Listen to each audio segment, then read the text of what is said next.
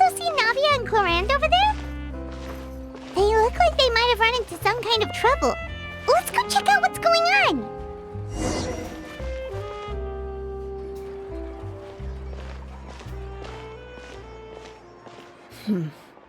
Still no dice? Not at all. And I've asked pretty much everyone in the court of Fontaine already. Lynette's ears drooped as soon as she heard that we'd have to be out and about for days on end. And Fremine, he hid himself under his helmet as soon as he realized there'd be people around that he didn't know. What about Chiori and Charlotte? I feel like both of them would be more than up to it. I've asked them already, but they're both pretty busy right now. I just gave the members of the Spina a few days off, too, so I don't want to bother them either. This is getting pretty difficult. Navia, Clorinde, what's up? Oh my. Well, if it isn't my dear partners. How are you all doing? Huh. Navia? Huh? Oh, you mean... Yep, this is our chance. Do you need our help with something? Oh, precisely. My dear partners, we've got a huge problem right now that only you can solve. Whoa, for real? Absolutely. We've already exhausted all our other options. Traveler, Paimon, would you join us and play Marechaussee Hunter Judgment Day? Marechaussee what now? It's a new game script by the Tabletop Troupe, a local roleplay adventure club. Ever heard of the Tabletop Troupe? They put out games that allow you to participate in a story and roleplay characters with your friends. Oh, I've loved their stuff ever since I was a kid. That sounds super interesting! Clorinde and I are both veteran members of the club. Recently, someone came up with a new script and was looking for people to help playtest it for them. And when they asked, of course I couldn't refuse. I mean, come on! A brand new script? Nobody has ever played it before. Generally speaking, scripts at that level of development have a lot of issues, but I think this one is pretty solid. The author obviously put a lot of work into the story, and the world building is also quite credible. Whoa! I know I was the one that handed you the script, but some of us haven't read it yet. No spoilers, please. Anyway, the script calls for a team of 4. Ah, yes. We're missing one final player right now. So, you're saying you'll help us out? I knew I could count on you, partner. Paimon and the Traveler are kind of a package deal. Is that okay? That's not a problem. I'll adjust the pace based on the actual number of players, and ensure that everyone has a good time. Well, Traveler, what do you think? Wanna play? Paimon will follow your lead. Well, that solves our problem. You have our thanks. Woohoo! I'll go grab the script manager from the club right away. The script manager? Didn't you just say that you gave Clorinde the script? The club introduced a completely new kind of gameplay for the script. In this iteration, the Game Master's version of the script is incomplete. The script manager provides the next part of the script only after players have completed the current list of objectives. On top of that, in order to increase player immersion, the club has created some of the story's sets and scenes in real life. We'll only know where we should go once the script manager reveals the starting location. Wow, you're right. Whoever wrote this script really did put in a lot of work. And it's got a real healthy amount of suspense, right? I mean, even the GM doesn't know how the story will end. I look forward to experiencing it with you all. Why don't you go meet up with the others first? They should all be waiting at Chioria Boutique. I'll come over with the script manager as soon as I find them. Sounds good. Remember to always watch where you're going, and don't rush. You say that like I'm 6 years old or something. Let me think. What kind of character should I play this time? I just hope you'll pick up some useful skills this time. Oh, and stop trying to persuade every animal you come across.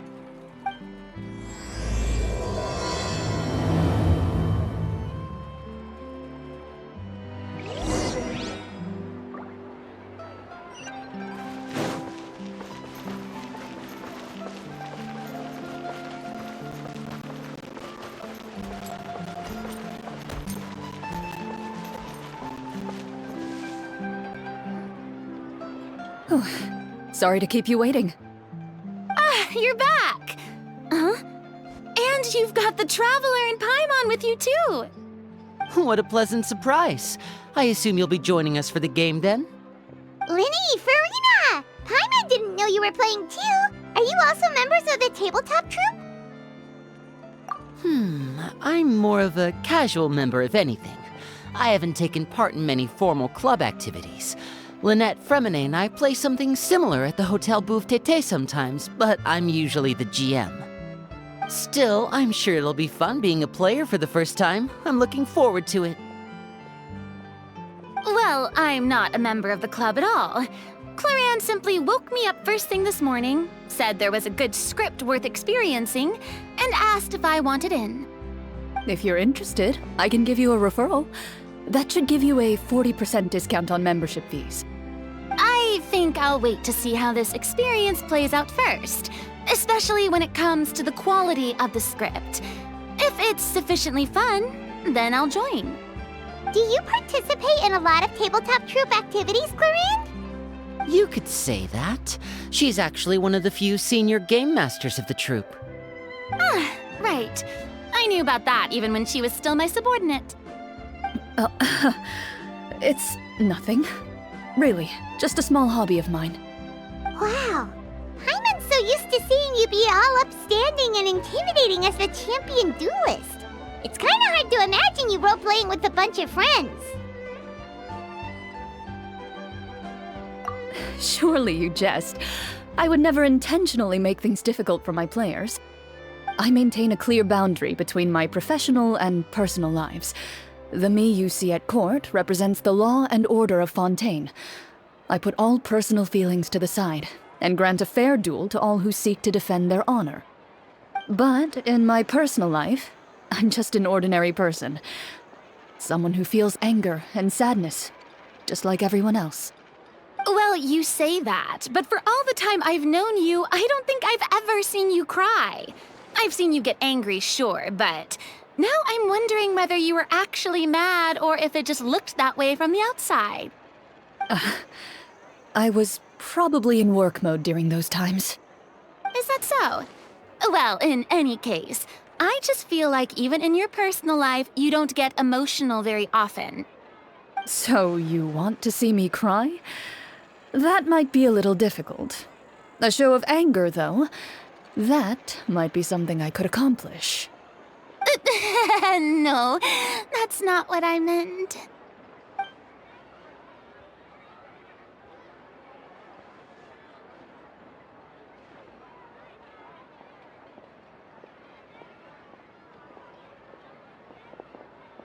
I'm back! Here, allow me to introduce you to the script manager, Mr. Florian. Pleasure to meet you all. Hello?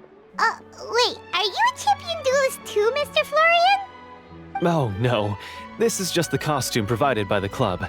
I occasionally play a few of the roles in my scripts. That sounds like a lot of work. It's nothing. It's the least we can do to give the players a more immersive experience. Anyway, allow me to give you a brief introduction of the script.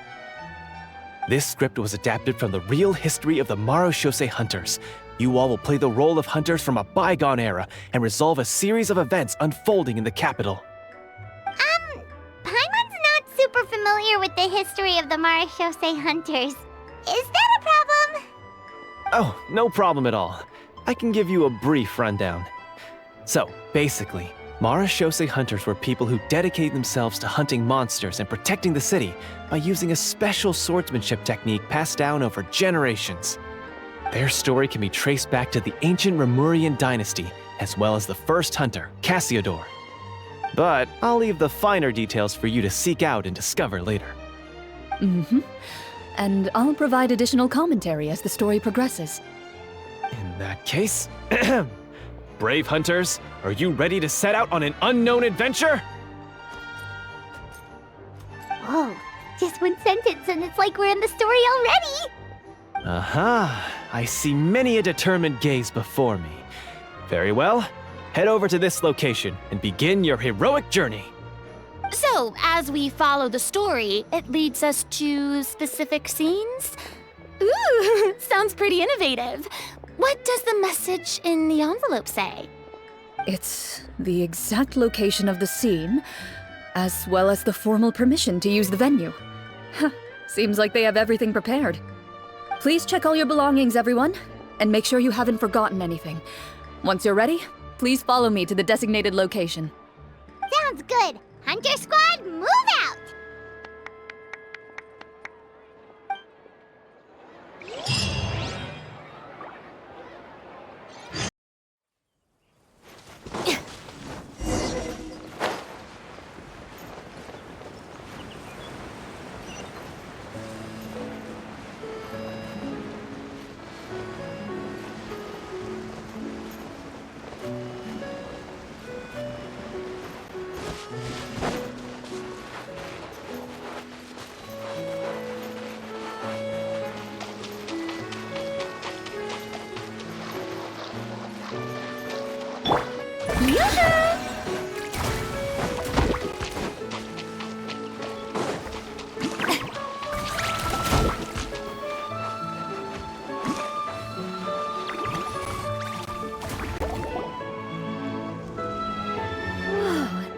They really have thought of everything.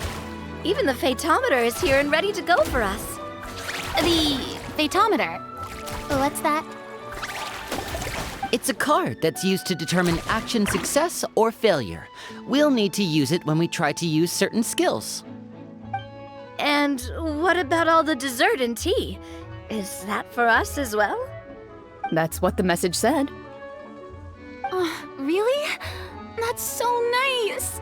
It feels just like a tea party with friends. Those snacks have Paimon's name written all over them! I think you might be more of a snack hunter than a Marachose hunter, Paimon. Snack Hunter Paimon reported for duty! If there are delicious snacks to be found, Paimon will track down every last one! The desserts are great, but I'm still looking forward to the story more than anything. Very fair. Then, let us begin. First, please pick up the blank character cards in front of you and write down your name and profession. You can find an abbreviated version of the rules printed on the back of your character card. If you have any questions, feel free to ask me. In this story, everyone is a Marachose hunter. To reflect this, the club has prepared a small badge for everyone. Ooh, nice! As hunters, you have proficiency in swordsmanship and fighting by default, so there's no need to allocate any additional skill points to those areas. Swordsmanship? So there's a fighting part to all of this? Paimon's not sure she can do all that on her own. Maybe Paimon can just stick with you? Why don't you share a character card then? The Traveler will be the Marachose hunter, and you can be his little floating assistant. Kinda like in real life. So, for the name, do I fill it out with the name of my character? Yep, it can be any name you like. You can use your real name too if you want. I do that whenever I get too lazy to think of a new name. Oh, so it would be like experiencing a different life, but still as yourself. That's not a bad idea. In that case, I think I'll continue to use the name Linny then. Next up is the skill sheet. You have a limited amount of skill points that you can use to learn a number of skills. The more points you invest in a particular skill, the easier it will be to pass associated checks.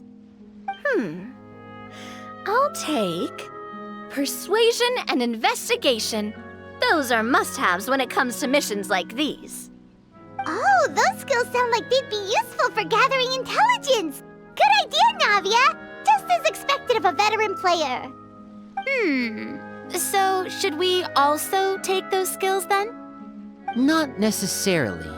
Since we're working together as a team, we could leave the negotiations to Navia and use our skill points to pick up other useful skills.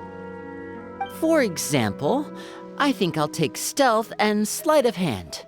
That will give us more options if we run into any situations we can't negotiate our way out of. Oh, interesting. I wasn't thinking about it like that. I suppose it's not so different from an acting troupe. Everyone has their own role to play. Let me see. I'll take art and performance. I'm not quite sure what use they'll be, but I'm not as knowledgeable about the other skills, and I am not too confident I'd be able to roleplay them well. Well, that leaves us. What do you want to learn, Traveler?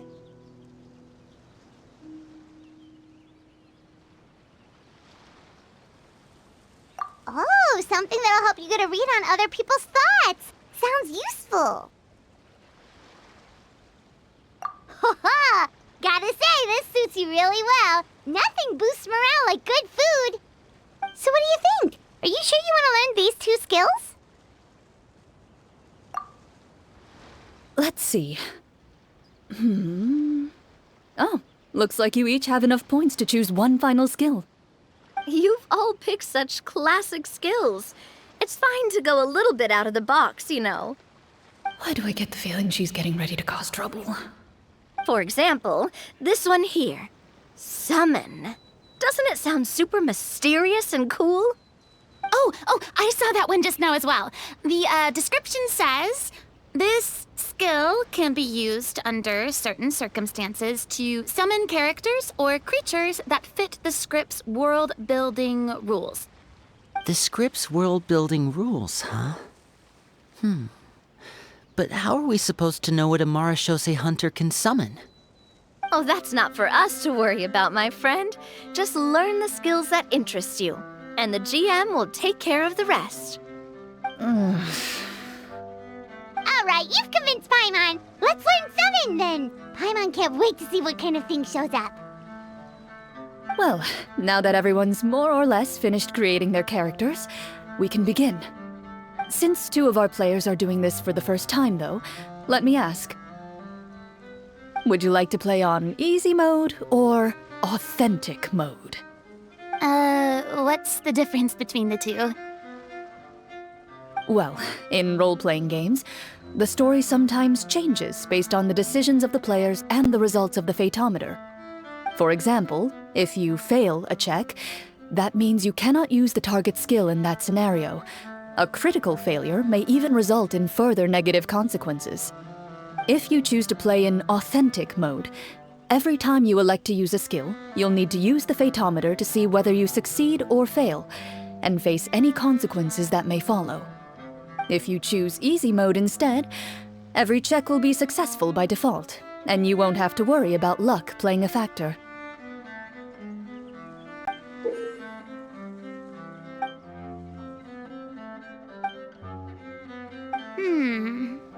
Given that I'd like to focus on the story, I suppose I should pick easy mode.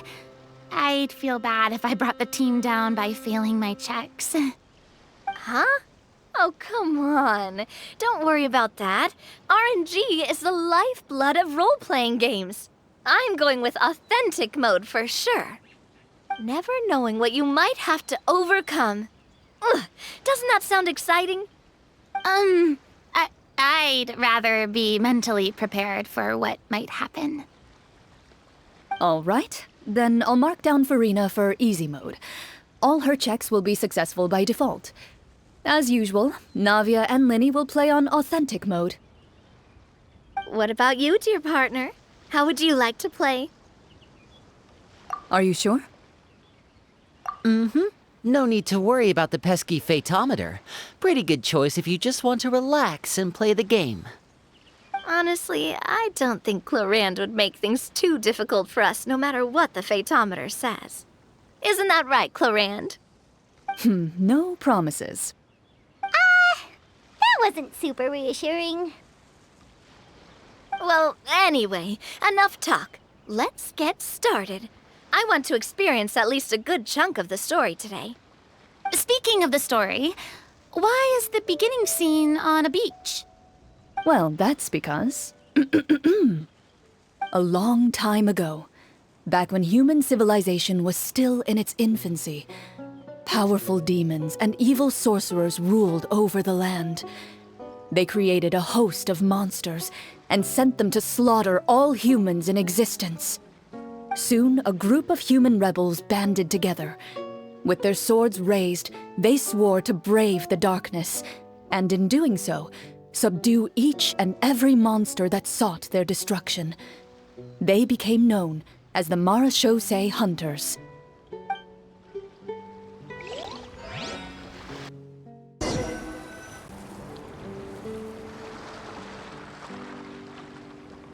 Sometime later, as a member of the Marachose Hunters, you receive a commission.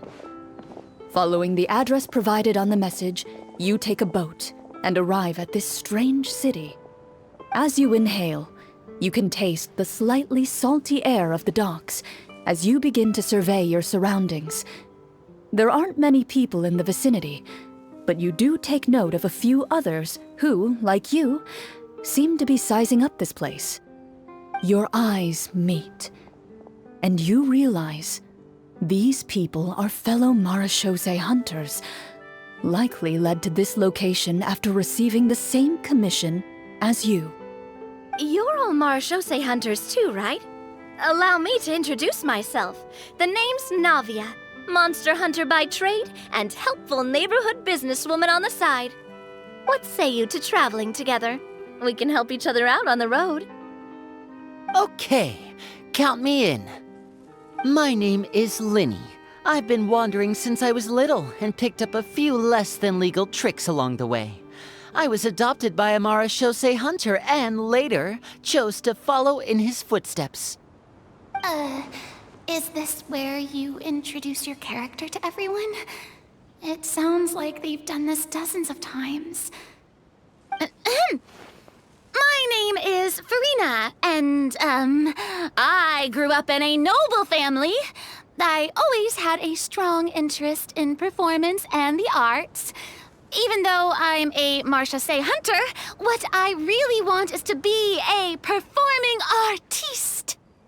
Hey, that's really cool. You can do it, Farina. That's exactly how it's done.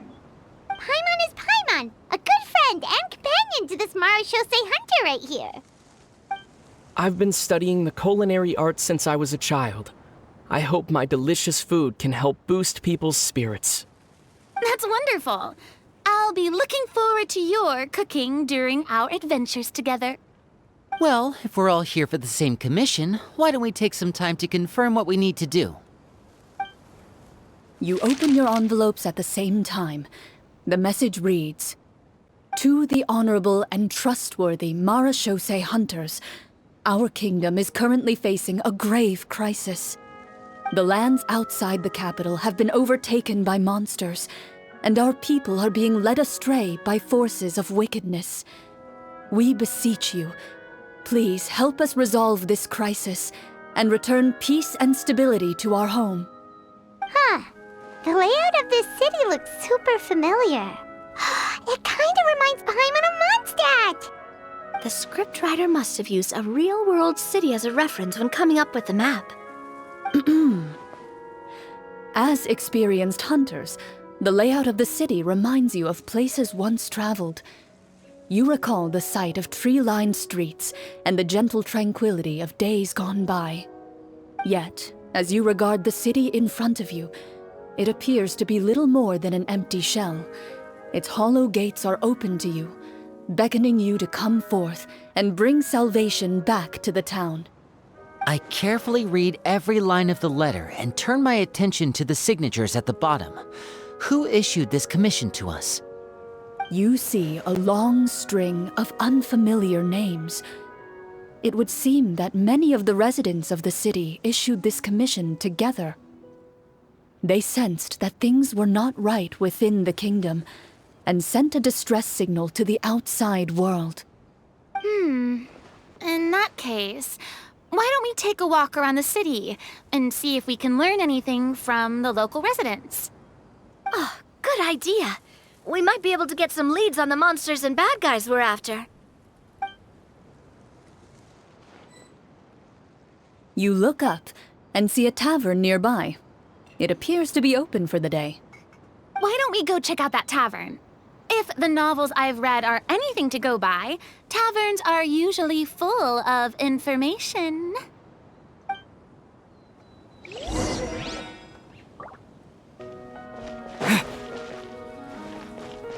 As you approach the tavern, you find a plainly dressed woman standing nearby.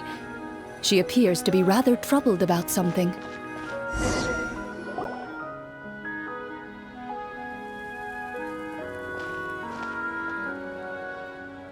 Greetings, friend.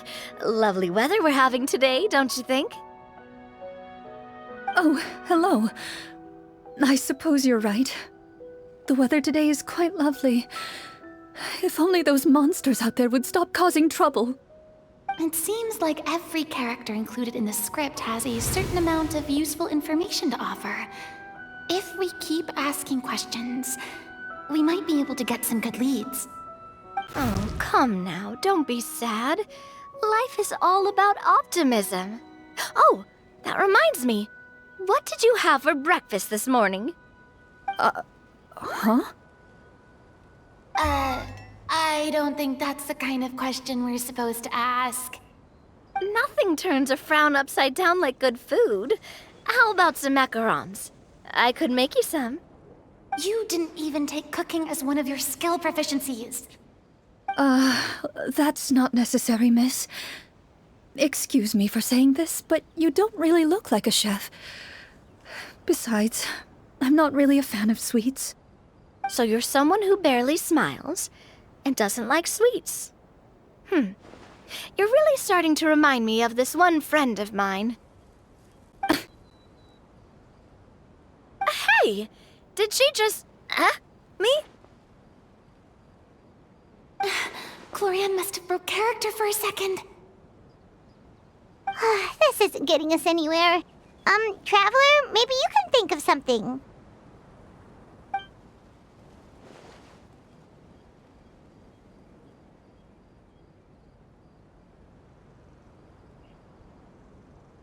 Are you sure? In that case, please refer to the fatometer.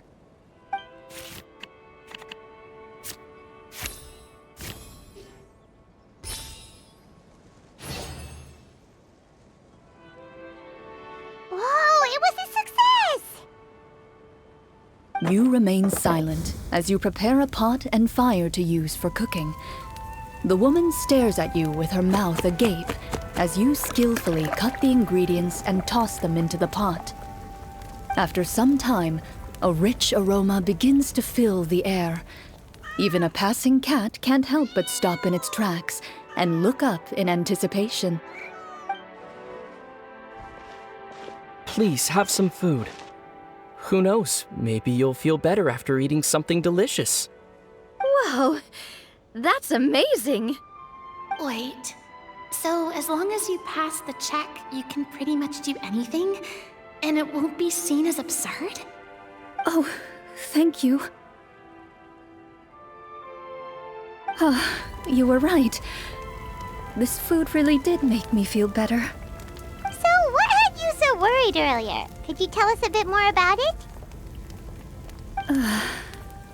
Okay, let me fill you in. A horde of monsters suddenly appeared near the capital recently, so all the guards were dispatched to fight them.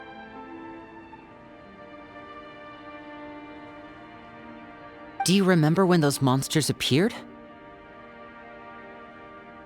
I'm not completely sure. All I know is that my husband was dispatched to fight them 3 days ago. Do you know where he was sent? It all happened so fast. When we said our goodbyes, he couldn't even tell me where they were sending him. You have our thanks, friend. We'll find and defeat those monsters as soon as possible.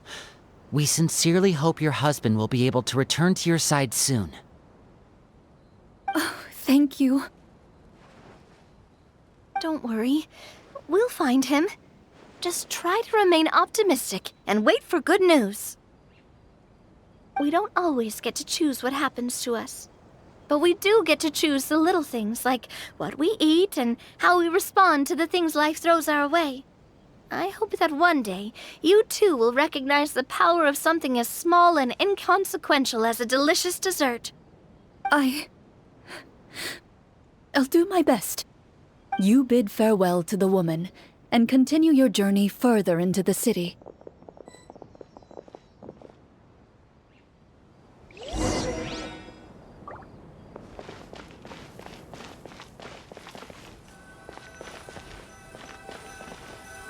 As you venture further into the city, the streets appear largely empty. An elderly woman walks past. You see her shake her head as she puts away her wrinkled wallet. A nearby merchant folds his arms and gives you a disdainful look. You get the impression that he's someone who has long gotten used to the sight before him.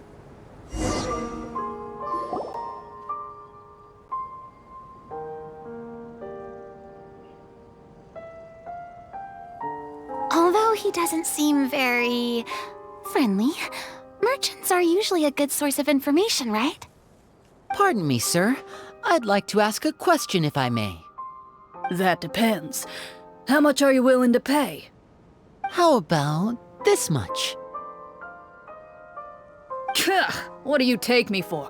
Some lowly beggar? You can't even buy half an onion with that amount.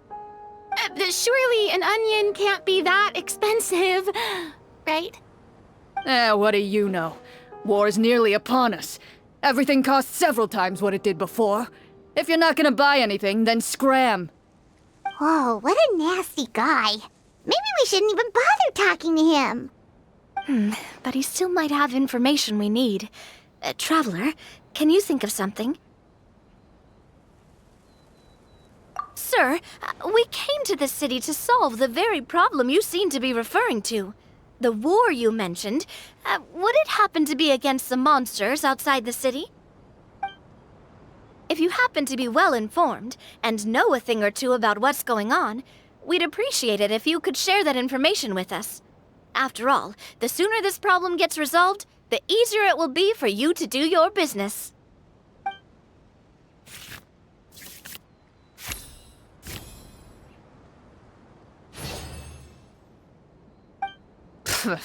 Well, things are basically as you said, young lady.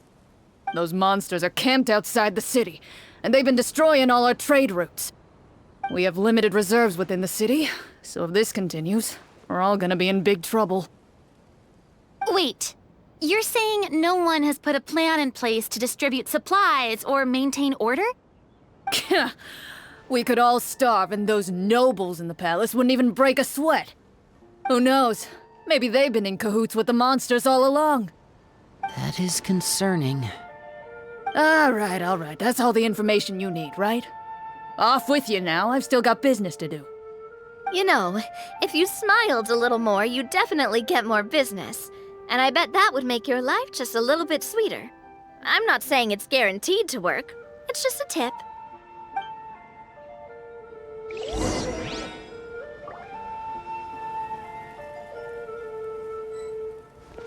Should we try to go somewhere with more people? Oh, how about the city square? Follow me.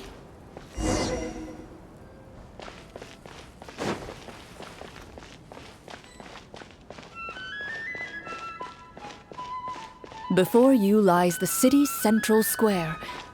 You see a man with a slightly anxious look on his face, pacing back and forth, his head hanging low. He doesn't seem to notice your approach. Still immersed in his own thoughts, he shakes his head and lets out a long sigh. This guy seems promising enough. Maybe I can get some information out of him. Hello, sir. Is there anything I can do to help you? Wait, you're... I'm... Oh, dear goodness! You're a Marashose hunter! You recognize us? Ah, are you one of the people who wrote the commission letter? Yes, yes! Oh, I didn't expect you to actually come! Oh, what great news! The city is saved! What happened here? Alas, we once lived comfortable, carefree lives. This city used to be free of monsters. The first Marashose hunter, Casiodor, the Golden Hunter, he was the one who drove them back. However, monsters have once again surrounded the city. Perhaps the seal that kept them at bay has lost its power. Or perhaps an evil sorcerer has been meddling in our affairs. All I know for sure is that their return has stripped the city of any chance at peace. Are there not enough soldiers to drive them out? It's not a question of numbers. The guards simply have no idea how to deal with them. Most people my age have never even seen one of the monsters, much less been trained to fight against them. What's worse, many of us don't even know the history of the Marashose hunters anymore. When I was a child, though, my grandfather would tell me stories about how the Marashose hunters drove back the monsters. So, on the off chance that something might come of it, I decided to reach out to you. To be perfectly honest, I was starting to think all those stories were just tall tales. But now that I've seen you in person, I finally know that it was true! Well, you can rest easy, friend. The righteous and formidable Marashose hunters are on the case. The man is touched by your determination and resolve. His eyes begin to well with tears of relief. Still, if we are going to hunt the monsters, we need to know where to find them. Can you give us any leads? All I know is that the area outside the city is dangerous. I'm afraid I can't point you toward a specific location. Oh, although, if you leave the capital through the main gate and follow the road, you should run into a group of guards. They might know more about where to find the monsters. I see. We'll go look for them then. All right, be careful. Oh, and one last thing. The monsters outside the city are just part of the problem. There are evil sorcerers inside the city as well, so be on your guard. They're actively working with the monsters, and have corrupted the court ministers with malicious magic. They're the reason why, even inside the city, everything has been a giant mess. Even one of our kindest ministers has turned into a boorish and unreasonable figure, interested in nothing but enacting laws that exploit the people. Who knows how much longer we'll be able to go on like this. Talk about being stuck between a rock and a hard place. I feel bad for him. Maybe we should try to cheer him up? Huh? Like, now? Is this really the right time? I appreciate your kindness, but for now, it's more important to focus on the crisis at hand. Brave hunters, I leave the future of this kingdom to you.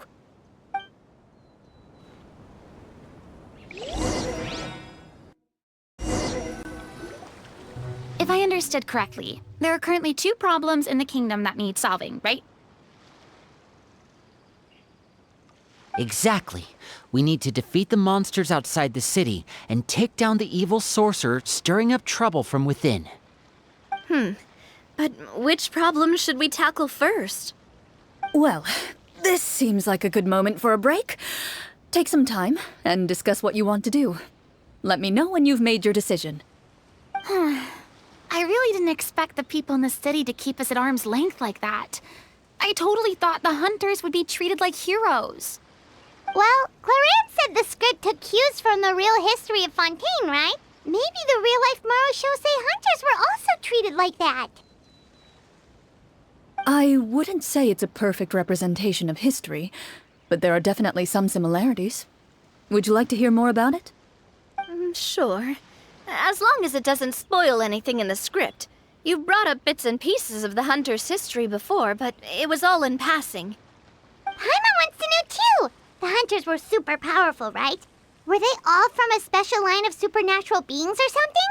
Kind of like The yokai in Inazuma? No. All Marashose hunters were ordinary mortal fighters.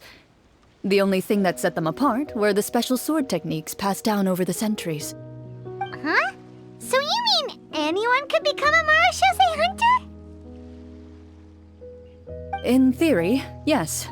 All you would need to do is survive the rigorous training and master the swordsmanship techniques required to fight the monsters.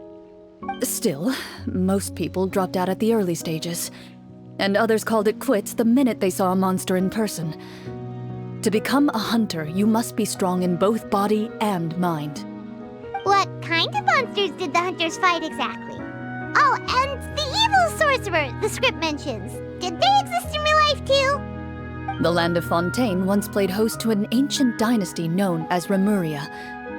After that dynasty fell, monsters began to appear, intent on obstructing humans from establishing a new social order.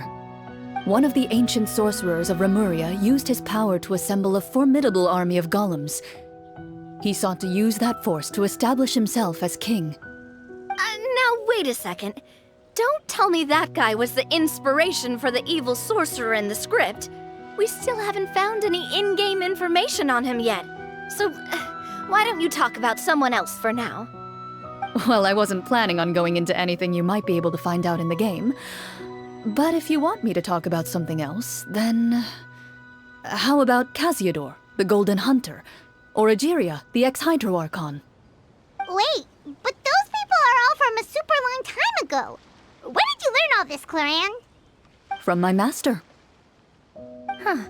By master, you mean Miss Petronia?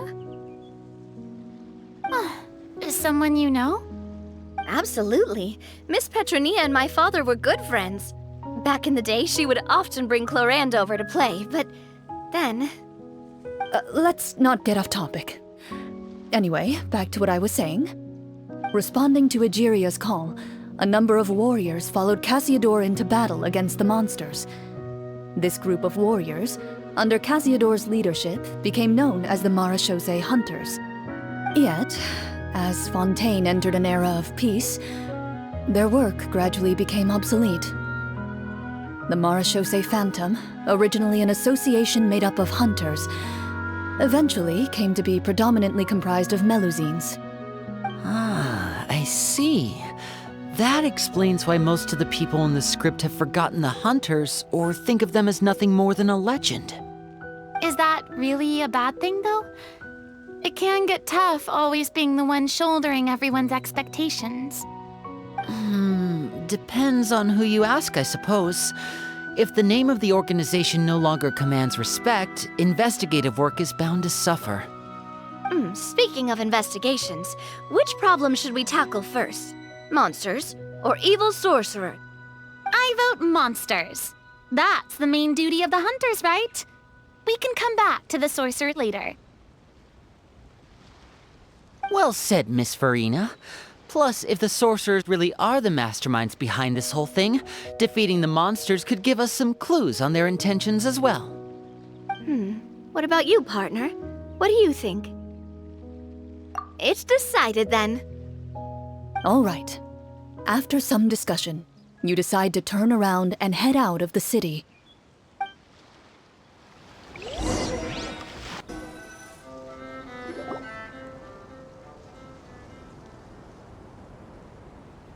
Let's take a look around, like that guy said.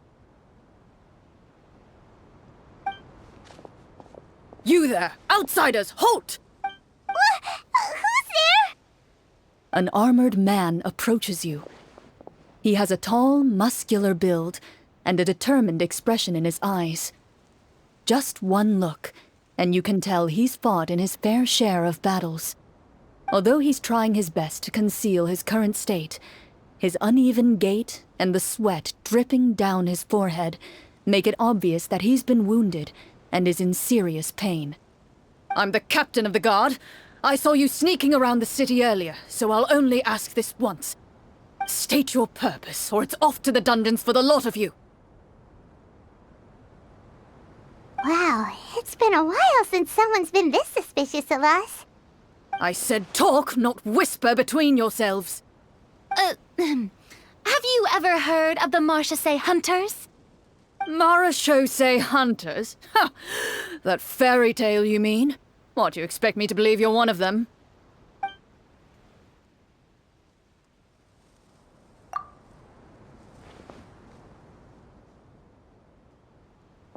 Sir, we were indeed in the city earlier, but our purpose was only to gather information on the monsters.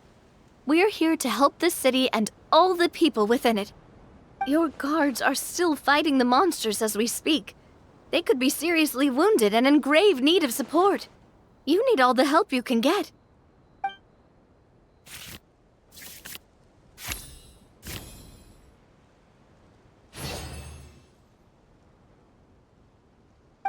The man regards you with doubt and concern.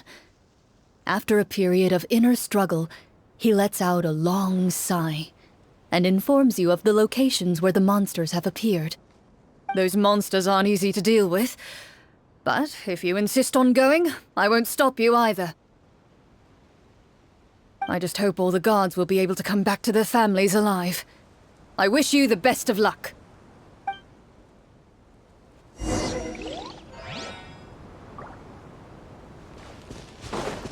Based on what the captain said, the monster should be right up ahead. Let's go. Hopefully we're not too late. As you approach the battlefield, you see numerous people lying by the side of the road. They appear to be dressed like guards. Their faces are filled with desperation and terror. Some are screaming and cursing in vain, as if still trying to banish the monstrosities they saw from their minds.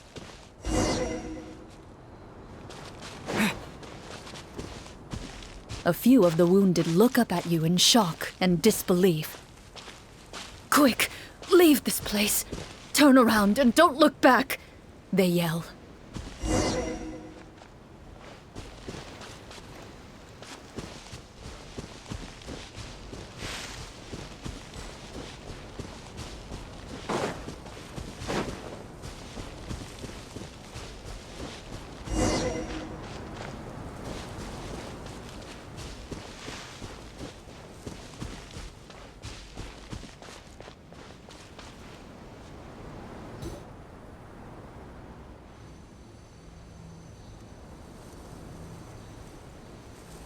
This is the place he mentioned, right? You see broken iron swords scattered all around you, and downed trees riddled with terrifying claw marks. All the signs point to one thing. A truly devastating battle just took place here. Be on your guard, everyone. The monsters might still be around. Before you can finish your sentence, you hear rustling sounds from the surrounding bushes. The monsters have emerged. They close in on you without fear. You get the impression that, in their bloodthirsty eyes, you're just another meal for them to devour. A little help here! This thing wants to eat Paimon! Your battle round begins now.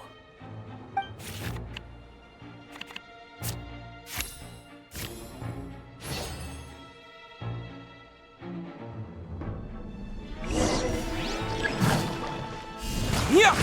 To dust! Let the world come alive! A round of applause! Now disappear! The next battle round begins now.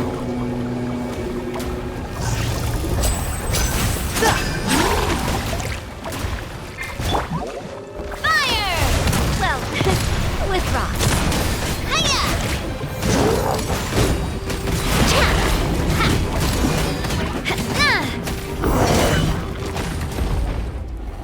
The monsters let out a terrifying roar of anger and resentment before dissipating into thin air. Ugh, thank goodness it's over. We're lucky the Marachose Hunter class came with all those preset skill points. Otherwise, we would have been in some real trouble. I never knew the Fatometer even determines the amount of damage you inflict. If you get unlucky, isn't it just game over right then and there? That's part of the fun. The uncertainty of fate is what gives these games their appeal. Just as you begin to celebrate your victory, a suspicious lump on the ground catches your attention. A suspicious lump?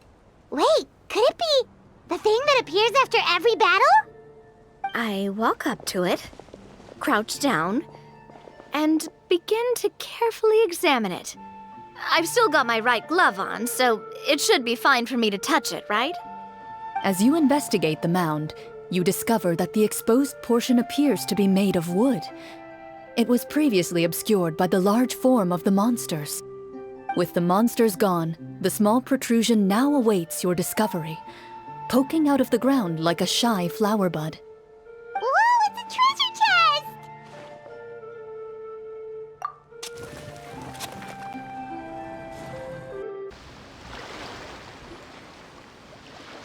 With everyone's help, you successfully excavate the wooden chest from the ground. Even without opening it, you can tell from the mora and jewels scattered around the chest that it must contain quite the fortune. Makes sense. We worked hard for this. Let's open it and we can share what's inside! I can understand your excitement, Paimon, but think about it. Doesn't it seem like there are people out there who need this treasure more than us? Yeah. Think about all the people suffering in the capital. Or all those guards who got hurt fighting the monsters. Wouldn't it be better if we gave the treasure to them? Wait, is that how it works? Paimon thought since we were the ones to dig it up, we could just take it for ourselves. Well, let's put it this way. Any decision you make during a role-playing game can impact the future course of the story. But would the people really believe us? It's hard enough for us to prove we're Marchese hunters. What if they think we procured the treasure illegally?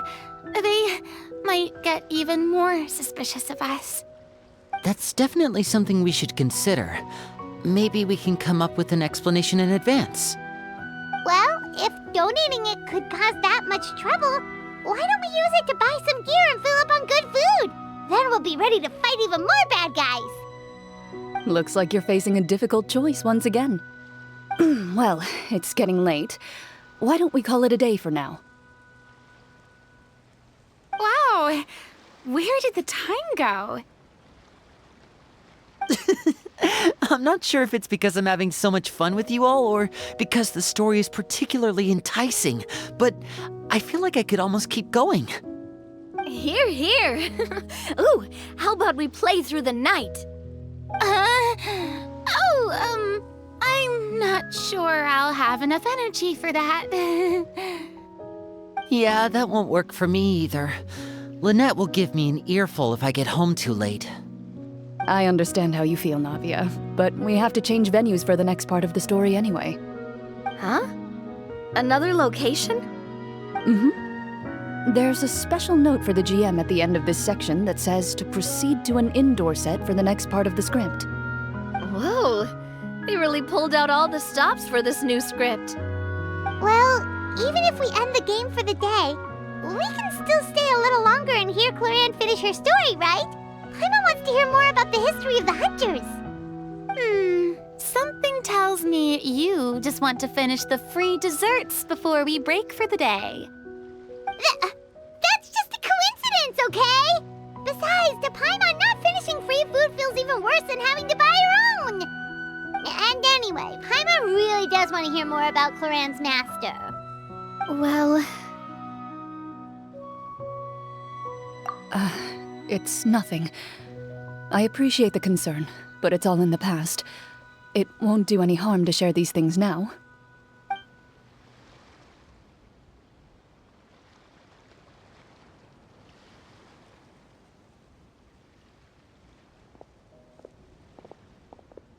My earliest memories are of living with Master.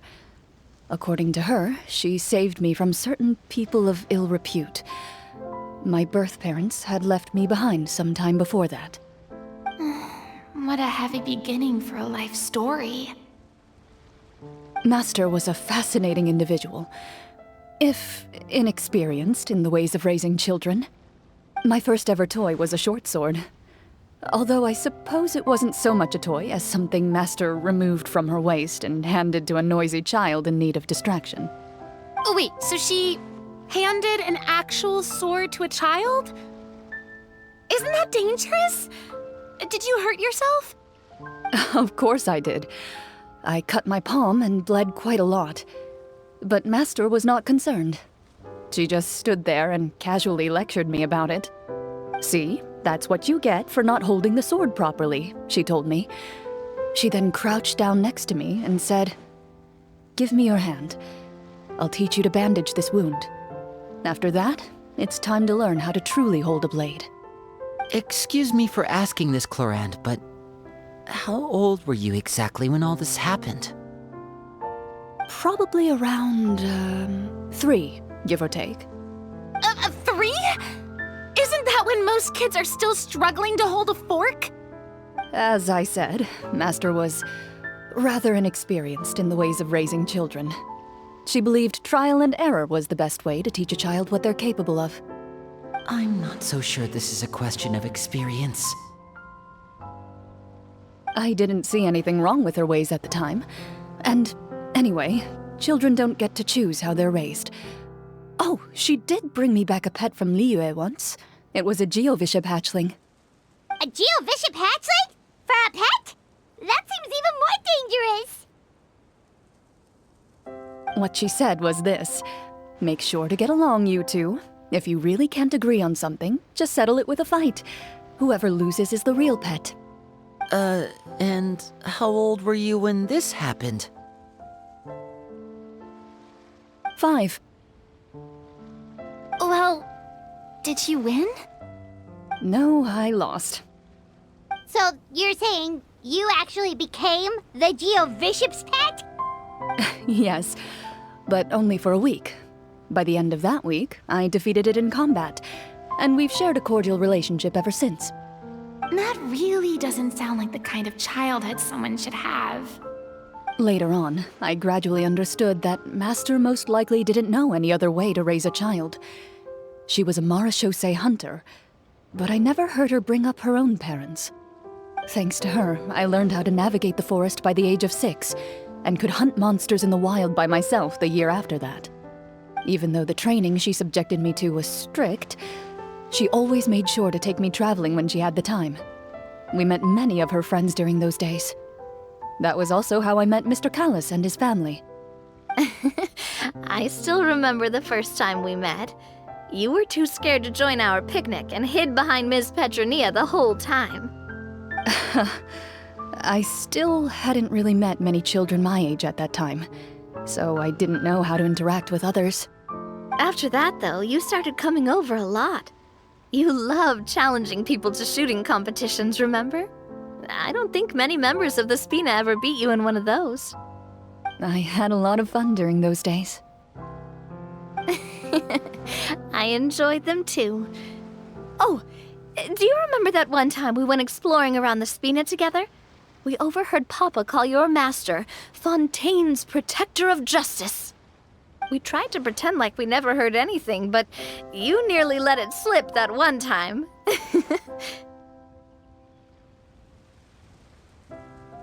Protector of Justice? Oh, wait, you mean that vigilante hero from 20 years ago? The one who is always active at night? Yep, that would be her. She often would put on a black cloak and go out at night. I never knew where she went or what she was doing. Until, like Navia said, we overheard the truth from Mr. Callis that night. 20 years ago, huh? I still remember the guards leaving all kinds of witness reports about her on Nervalette's desk. My apologies. Oh, there's no need to apologize. You had nothing to do with it. And anyway, everything she did was for a good cause. Although, calling herself the Protector of Order was a bit much, especially when she deliberately operated outside the law. Huh? When did the Protector of Justice become the Protector of Order? Oh, she had a bunch of code names. I heard she would just come up with a name on the spot whenever she was asked. Later on, she probably got sick of answering those questions and decided to stick to just two. The Protector of Justice and the Protector of Order. That sounds like her, all right. I bet she forgot which of the two she'd use by the time she got back each night. Well, she certainly sounds like a fascinating individual. With her strong sense of justice, it's no surprise her student followed in her footsteps. It's true. I always wanted to become like her. Someone powerful, independent, and with a strong sense of conviction. But...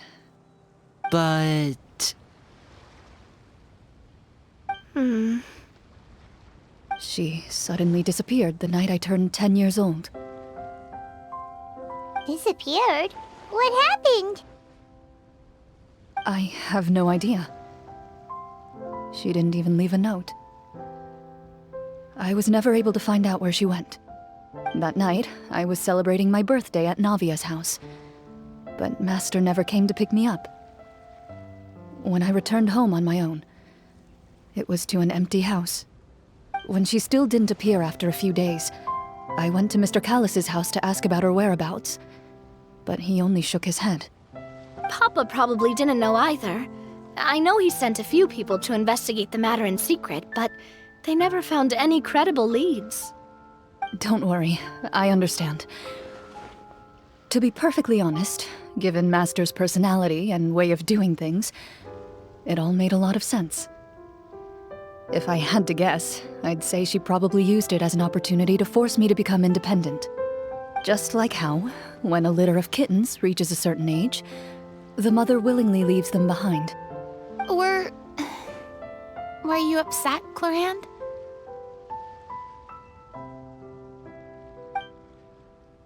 I was at first, but not anymore. I don't believe Master would suddenly disappear for no reason. There must have been something she just had to do. Well, despite everything, you still managed to follow in her footsteps and become the greatest champion duelist in all of Fontaine. You're practically a living symbol of law and justice.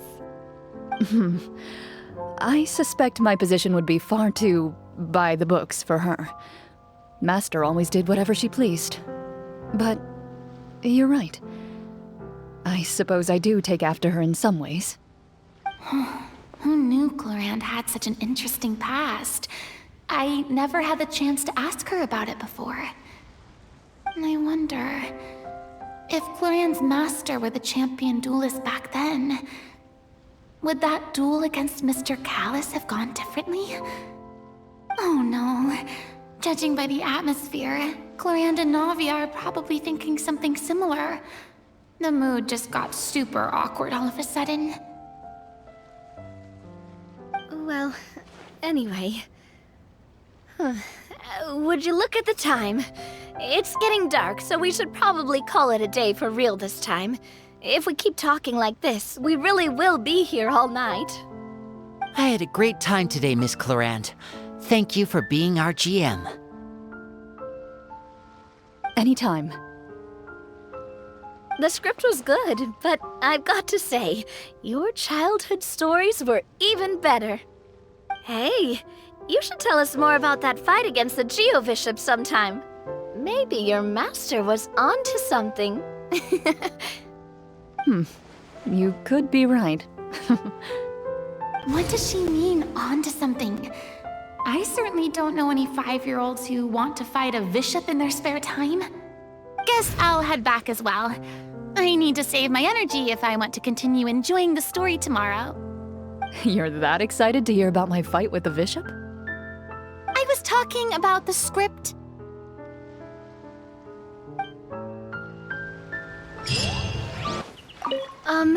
Just between the two of us, could you tell me what it was like to be the Geobishop's pet? It was nothing special, really. Geobishops don't understand the concept of a pet. So basically, it just headbutted me whenever I entered its territory. And that hurt? Yeah, it hurt. What, something you want to experience for yourself? Oh, I'm good. Thanks. Let's go meet up with the group! Paimon's really looking forward to today's story.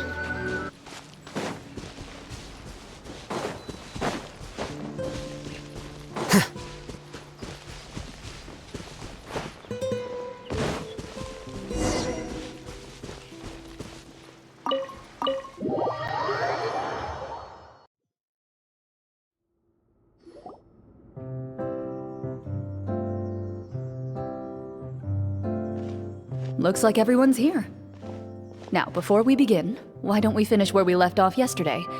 There was an important decision to be made, yes? I'll pour everyone a cup of tea. Is that really the most important part, though, Clorinde? Paimon's more concerned about our current surroundings. Heavy walls, cold railings, dim lights. This is obviously supposed to be a prison. I admire the work put into the set. Still, it's obvious the scriptwriter has never paid a visit to the fortress of Meripede. So the set is going to be a part of the script? Unfortunately, that is something I can neither confirm nor deny. Anyone think Clorinde's smile is starting to look kinda scary? Well, whatever happens, we'll just have to push on. But first, we should really figure out what to do with this treasure. If we're worried about arousing suspicion because of our identity, why don't we give ourselves a different name, just like Clorinde's master did? Yeah, it might be better to keep a low profile. As long as we're helping people, it doesn't matter who we are or what we're called. Staring at me won't get you anywhere. Or did you want some more tea? Oh, Paimon's good. Thanks. Why aren't you saying anything, Navia? Wait, what's that next to you? Oh, this is the short sword Clorinde mentioned last night. I found it. Huh. I'm surprised you managed to track it down after all this time. Well, I made sure to take good care of it, considering the circumstances in which you gave it to me. Of course I had to keep it safe. Anyway, where were we? Oh, right. I was just thinking about all the potential ways for us to break out of prison. We could dig a tunnel, or try to bribe the guards. Wait, we haven't been thrown into prison yet, have we? Well, it's only a matter of time. It pays to be prepared. Just like how you should always have an umbrella on hand, even when it's sunny. Alright, Paimon's made up her mind. Let's just give the treasure away. Paimon may have wanted to keep it, but if it's going to land us in prison somehow, Paimon will be too upset to enjoy her snacks. So, you've reached an agreement? All right then, we can continue with the story. Oh, and we'll collect all the scattered pieces of treasure on the ground as well. All right. You collect the treasure and make your way back to the capital with your bag of loot in hand.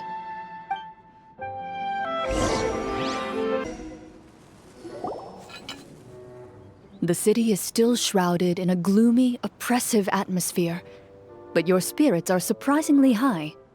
In places where sunlight struggles to reach, you generously share your wealth with the children, the elderly, and the poor in urgent need of help. Thank you, kind soul. The elderly woman's look of gratitude follows you as you walk away, her eyes never leaving your back until you move entirely out of sight. However, there's still quite a bit of Mora remaining. It appears you haven't made much progress. She's probably trying to tell us to speed this up. We need to hurry up so we can address the sorcerer problem. Should we go find that man again at the square? He seemed like a pretty responsible guy. I'm sure he knows the people here far better than us. Oh, good idea! Just as you start to make way to the square, intent on finding the man again, there's a voice.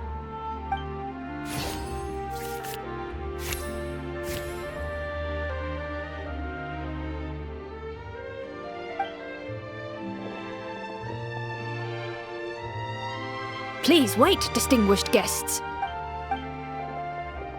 several strange guards suddenly call out to you. They run forward to meet you and proceed to politely pay their respects. Greetings, gentlemen. Are we being invited for afternoon tea? Surely you jest, my lady. That would not be our place. It is His Excellency the King who requests to meet with you. Please come with us.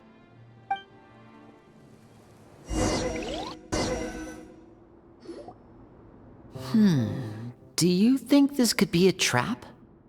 Well, we have to investigate the court at some point, right? Meeting the king himself would be a fantastic opportunity to do that. I say we go for it. If something happens, we'll just turn the whole place upside down. That sounds a little intense. After a quick discussion, you nod to the guards and agree to follow. They lead you all the way to the audience hall of the palace. Gilded tables line both sides of the hall. The space itself is adorned with all manner of expensive antiques, glass shelves, and silver candlesticks. The items appear quite ordinary in size and dimension, yet their presence somehow makes the emptiness of the hall feel even more surreal and ominous. Wow, it's so luxurious! The elderly king, clad in a magnificent robe, sits upon the deep crimson throne before you. He wears above his head a majestic crown, with a gemstone the size of a bird's egg set right at the very front. As you observe it, you see a complex pattern of light reflect off its surface. Ahem! They're here, Your Majesty. A man dressed in dark clothes, likely a minister, shields his mouth with his hands and bends down to whisper a few words to the king.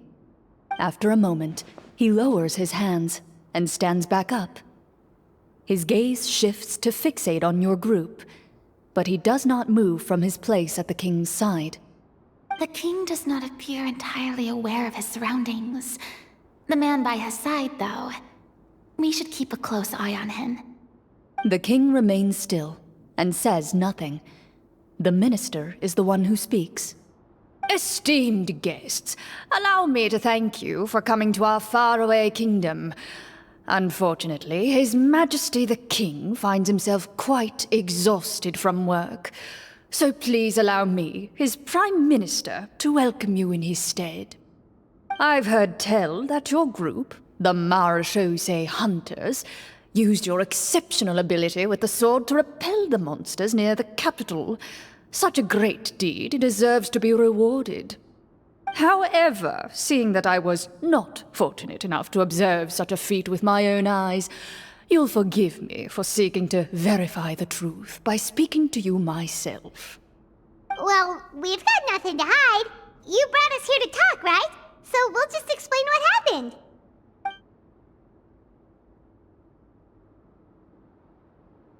The golem's blades were so powerful, they could cut down trees in a single swipe!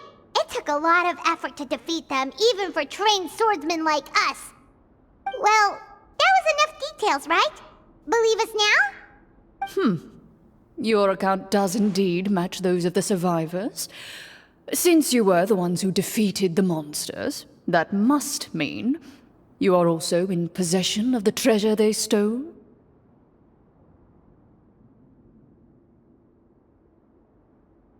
Well, we did take the treasure, but... How did he know about the treasure? Then I must ask that you return it at once. It belongs to the kingdom. Wait, but didn't you just say that our great deed deserved a reward? Shouldn't the treasure be considered a part of that? Yes, that was indeed what I said. But you seem to have forgotten a very important distinction.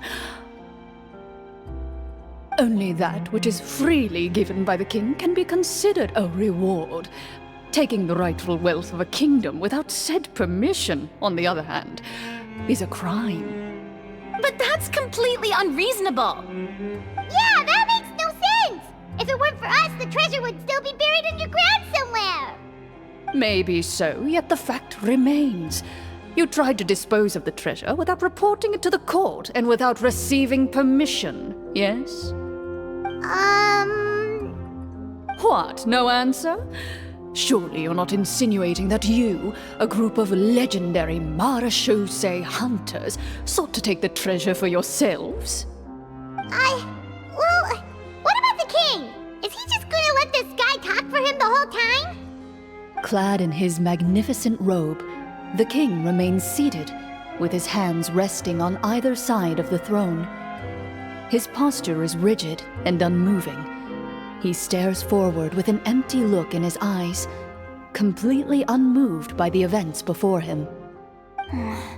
From the look of things, could the Prime Minister be the evil sorcerer? Or could both the King and the Prime Minister have fallen under the evil sorcerer's control? I would like to observe the number of guards stationed in the hall. The guards in the palace appear fully armed, their expressions solemn.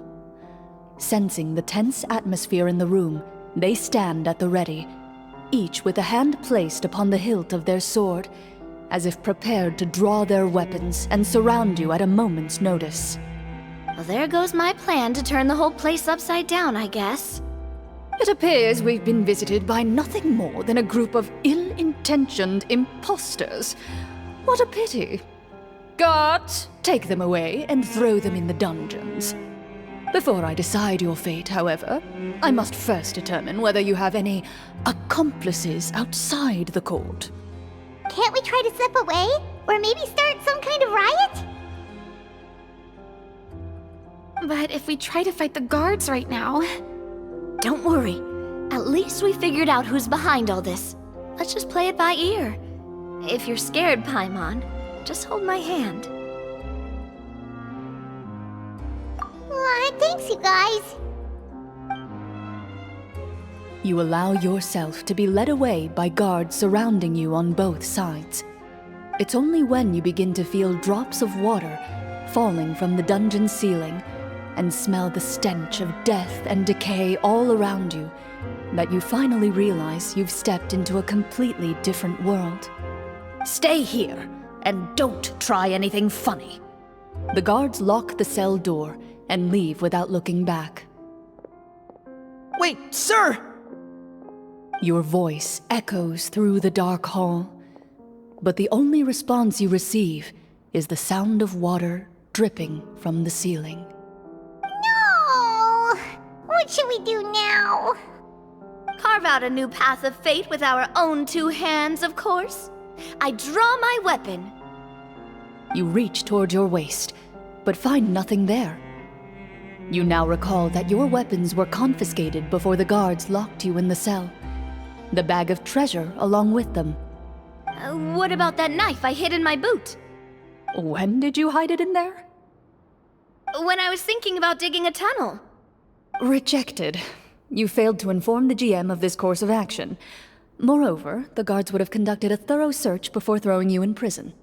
And the keys to the cell aren't anywhere to be seen? Correct. You don't even feel a lock hole on the cell door. Oh, well, there goes all our plans. Indeed. Huh? Why are you the one saying indeed? Because that statement holds true for me as well. This is where the script ends. What? But that's a terrible ending! Generally speaking, this should be the point where the scriptwriter gives the players some kind of hint, or gives the GM some kind of code for how to move forward. I mean, maybe they just really wanted us to be immersed in the feeling of being in prison? Like, they'll only show us the way out once we've grown truly and utterly desperate? That is a possibility. If only there were desserts and tea in real prison. Oh, wait, guess it's kind of how the Fortress of Meripede works if you're lucky. Oh, before I forget, Navia, the short sword you had with you earlier. I took a closer look, and the craftsmanship doesn't appear to resemble anything from this era. If I remember correctly, that style was last in vogue several hundred years ago. Wait, Clorinde said that sword used to belong to her master, right? Does that mean her master has been alive that long? I doubt it. The way she went about things often made her seem childish more than anything. I'd say the sword was most likely an heirloom passed down over time. Hang on. A precious heirloom passed down to you by your master. And you gave it to me just like that? You weren't worried I might lose it? Master left many things to me when she disappeared. There was the sword, an old key, and a good amount of junk she probably just didn't want to take with her. I gave you the sword back then, because I didn't want our friendship to end. Wait, when did this happen exactly? After the duel.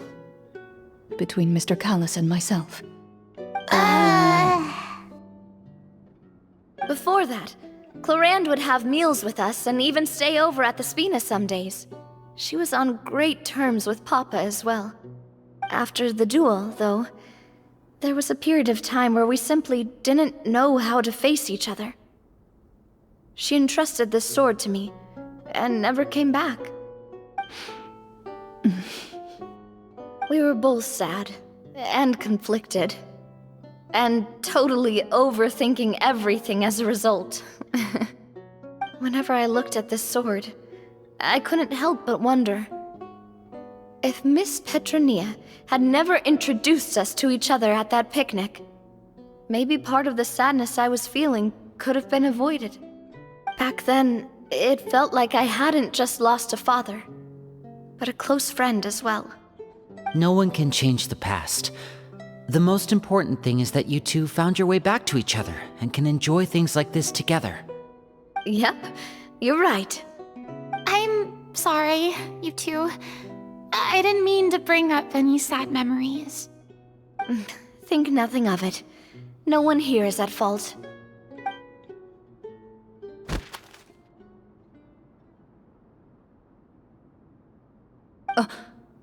Huh?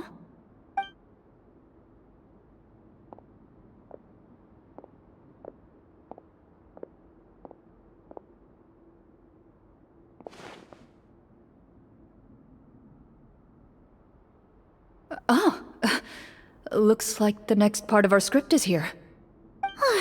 Perfect timing. The situation was really starting to get desperate. And not just because of the prison thing. From Clorinde's face, Paimon really can't tell if it's good news or bad news. Water continues to drip from the ceiling. In this lightless dungeon, you lack a reliable way to tell how much time has passed. Eventually, you get used to the unpleasant odor of straw, mold, and rust, and find yourselves alternating between fits of drowsiness and despair. Suddenly, you hear footsteps outside the door. Heads up, everyone. Someone's coming. Gather close, everyone, and keep your voice down.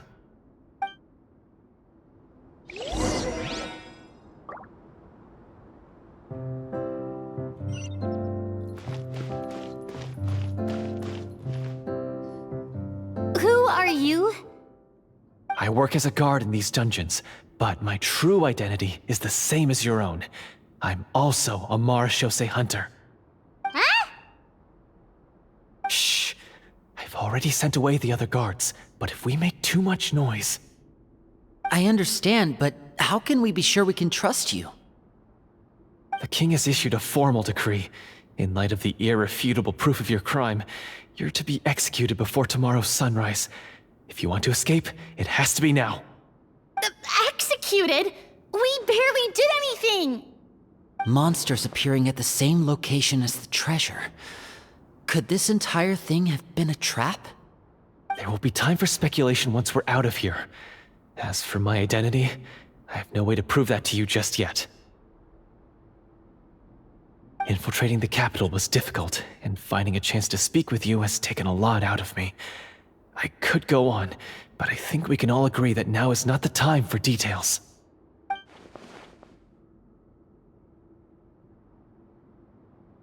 Have you seen our weapons anywhere, sir? Don't worry, I brought them with me. They're just behind the door. Still, these weapons alone won't be enough to defeat the true enemy behind the scenes. His faction is too powerful. The guards are all under his control, and he's even stationed a number of golems in various rooms throughout the palace. To defeat him, you must find a secret vault. It is said that within that vault, the Marashose hunters of the past left behind a treasure with the power to defeat the sorcerer. You're not coming with us? No, I'll remain in the dungeons to deal with the guards. I'll try my best to distract them so they don't go after you. As long as my identity is not revealed, I'll be able to aid you when the final battle comes. In that case, please stay safe. Thank you for your concern. I will do my utmost. As for the location of the vault, here, this map should lead you there.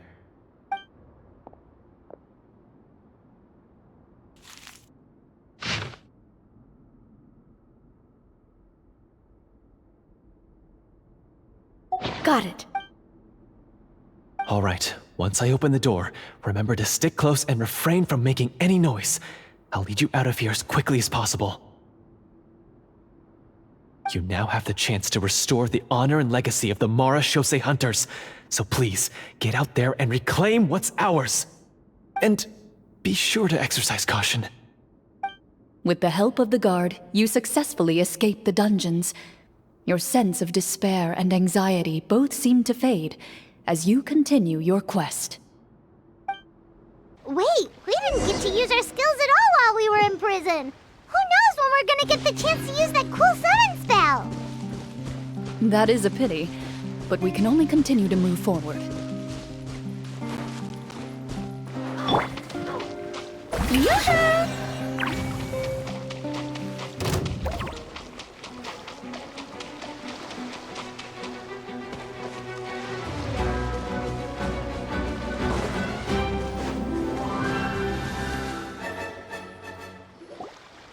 This should be the place marked on the map. This bit of rock certainly looks suspicious. Well, I'd say an investigation's in order then. Plus, if all else fails, we can just blow it up. Wow, you really meant that! Before you lies a serene stretch of open water, its surface shimmering a brilliant shade of sapphire blue. Well, guess this means it's time for a swim!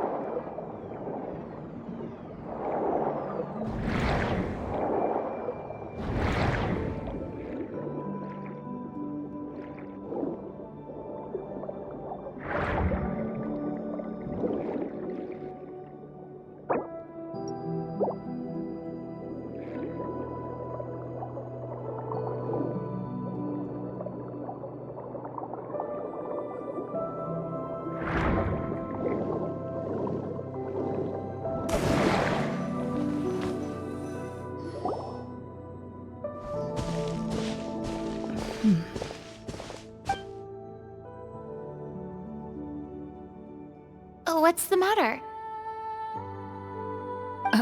It's nothing.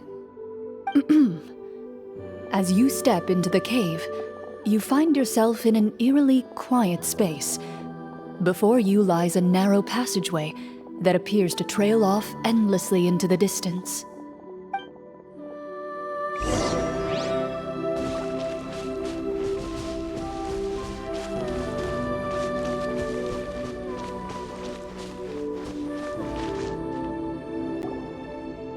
Wow, this must be where the treasure is hidden! But this door is blocking our way in.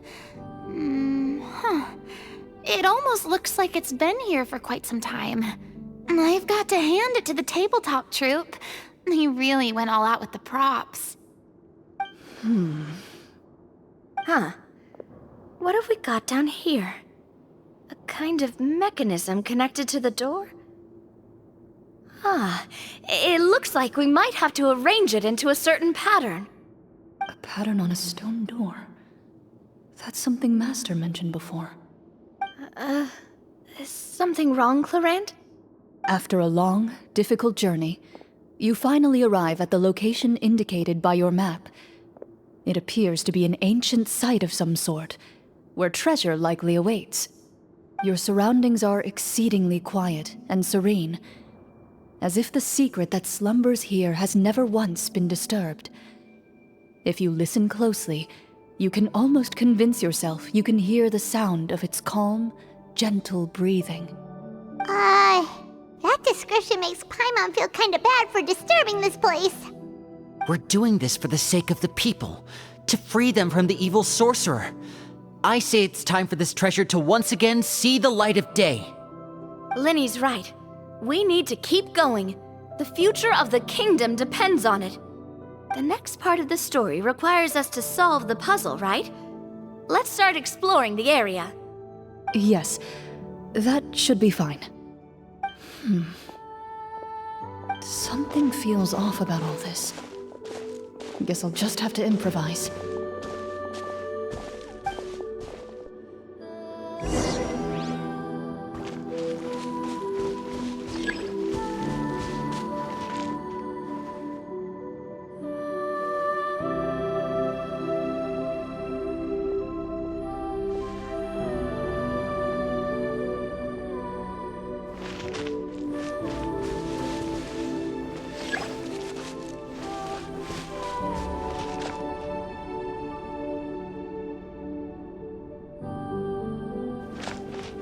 I found something! Found something here, too.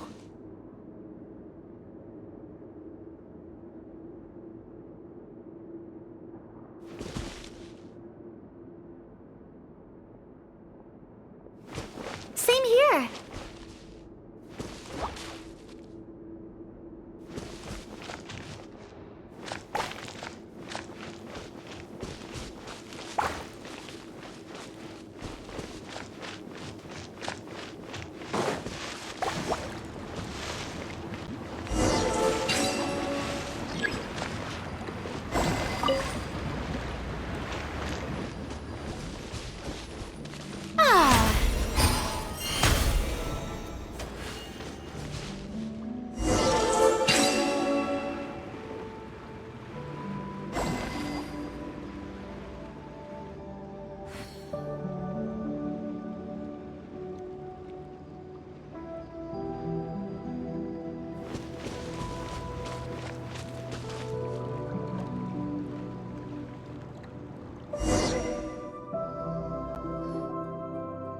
It worked! Something just appeared. Some kind of new mechanism, maybe? By solving the puzzles, you prove yourselves worthy of inheriting the secrets of the past. At the end of each puzzle, you're rewarded with With? a key.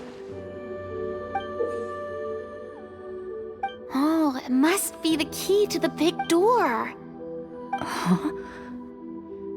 This is one of the Marechaussee Hunter keys that are passed down from generation to generation.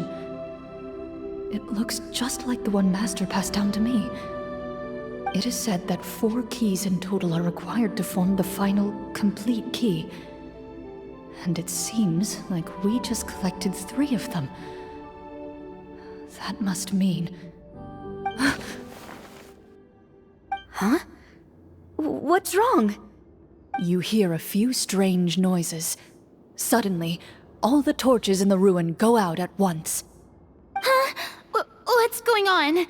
Did we fall into another trap? For the sake of immersion, please close your eyes, everyone. Without the torches, the space is now completely dark, and you cannot see anything.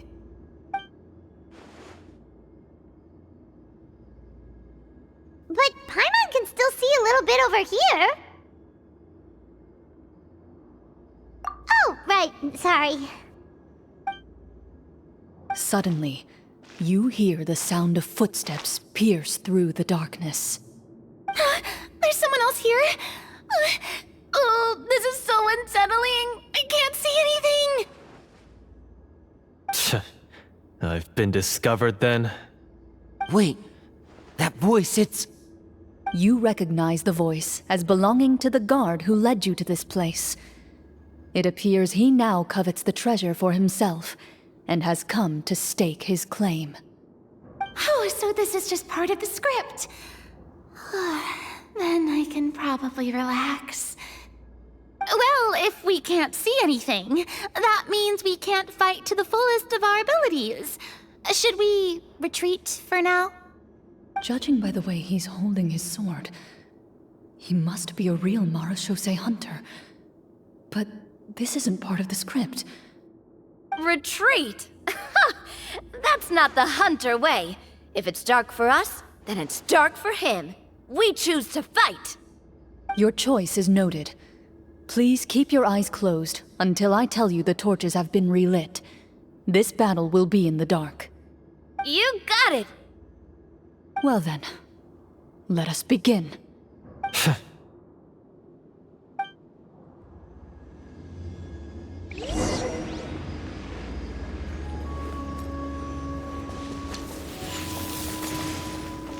Time to testify.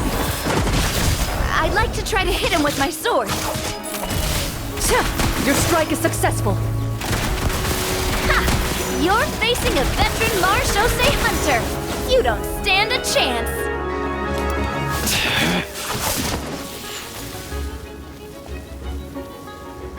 Ready. Is he still standing? Goodness, he sure has a lot of HP.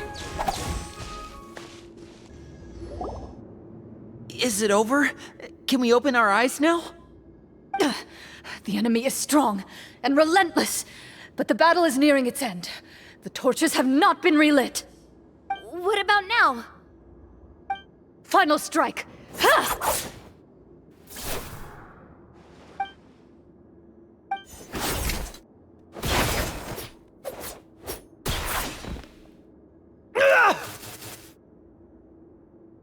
Well, did we get him?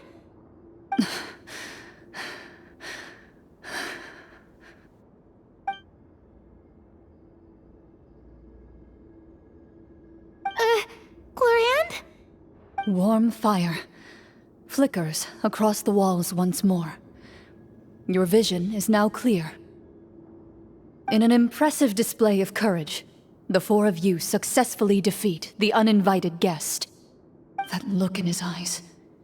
It's like he became an entirely different person as soon as I defeated him. Huh? Mr. Florian? Oh, wait. We're supposed to be role-playing. I should stay in character. Speak your name, guard. Why did you lead us here just to betray us? Is this treasure really more important to you than bringing peace to the kingdom? What kingdom? What peace? Those were nothing but lies! I, Florian, am a true Marachose hunter, descended from hunters of ages past. So he's also using his real name. Or, wait, was that the name of his character from the very beginning? Then I'm even more confused. If you truly are a Marachose hunter, shouldn't you want to help us just like you said before? Shouldn't we fight together for the sake of the people? What do you know? In this day and age, there's no glory to be had as a Marachose hunter. What's that supposed to mean? My skills were passed down to me by my father. We lived a life of obscurity in the remote wilderness. Still, he devoted everything he had to being a Marachose hunter. And what did he get in return? A life of poverty and pain. In a world that forgot all about him. When he died, not a single person came to mourn his passing. The Marachose hunters were the ones who saved this city. We're heroes. We deserved more recognition and respect than this. Is he talking about how no one in the capital seems to remember the hunters and their legacy? I didn't expect the script to contain this level of social criticism. So that's why you want to take the treasure for yourself? You feel like you're owed fame and wealth? If you already knew where the treasure was located, why didn't you just come down here and take it? Because I still needed the final key. Only a true Marashose hunter is capable of passing through this final door. As someone who sought to hurt others for his own gain, Florian lost that right long ago. Okay, but what is this treasure anyway? We've got all the keys, right? So can we just go in and take a look? You're sure you want to go in? We've been talking about it for so long, of course we want to see what's inside! And we've already defeated Florian, right? So he won't try to take it from us anymore. Pesky brats. Watch yourself. Then let's open the door together. All right. Your choice of action is confirmed.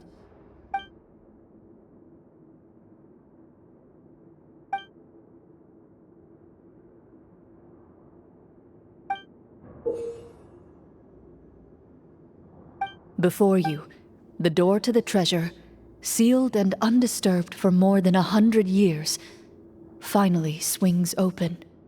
You hear the shrill wail of the door hinge as it rotates for the first time after years of disuse, almost like a sleeping giant letting out an extended yawn. You get the impression that the secrets buried behind this door might be just as heavy as the sound you just heard. It's open! Come on, let's go in! Paimon wants to see what's inside! Ooh, me too!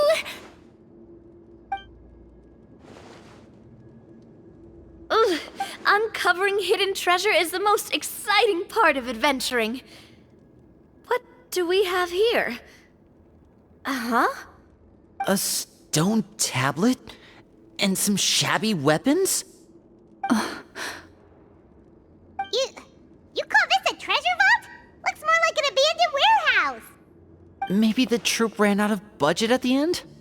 They provided a super immersive experience at the beginning only to drop the ball at the most important part? They could have at least filled this place with cardboard Mora or something! Wait, I get it now. Paimon, this is the real Marashose hunter treasure. Huh? This is it? The Marashose hunter treasure is just a stone slab and some broken swords? I can't believe it. I refuse to believe it!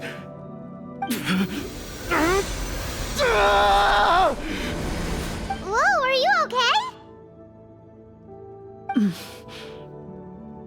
The Marashose hunter before you appears to suffer a serious mental breakdown.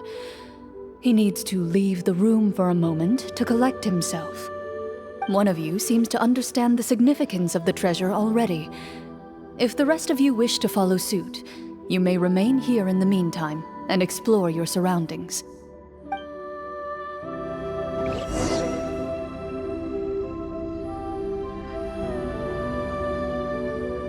Loaded.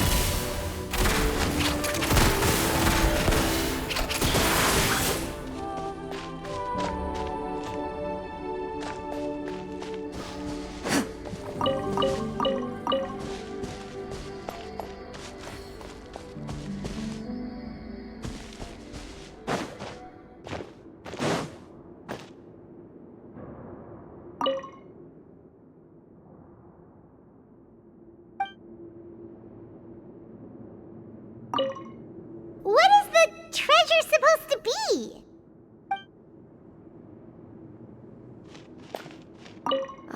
The names on the tablet.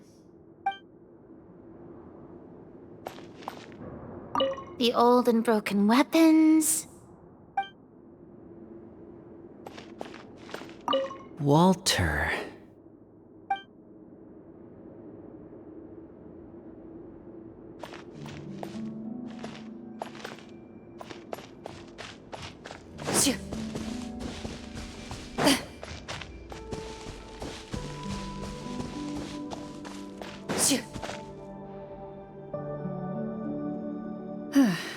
So, how are you doing?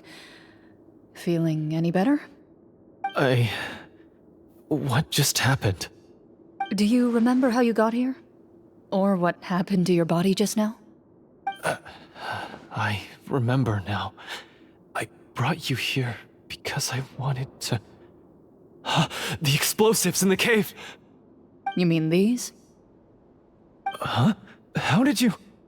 I could tell something was off the moment I stepped into this cave, so I kept an eye out. I've already dismantled the whole thing. So the strongest champion duelist in all of Fontaine saved the day once again. Guess I shouldn't be surprised. It would seem your skills as a Marashose hunter are as sharp as ever. I deserve some answers, don't you think? Tell me why you wanted to lure me here.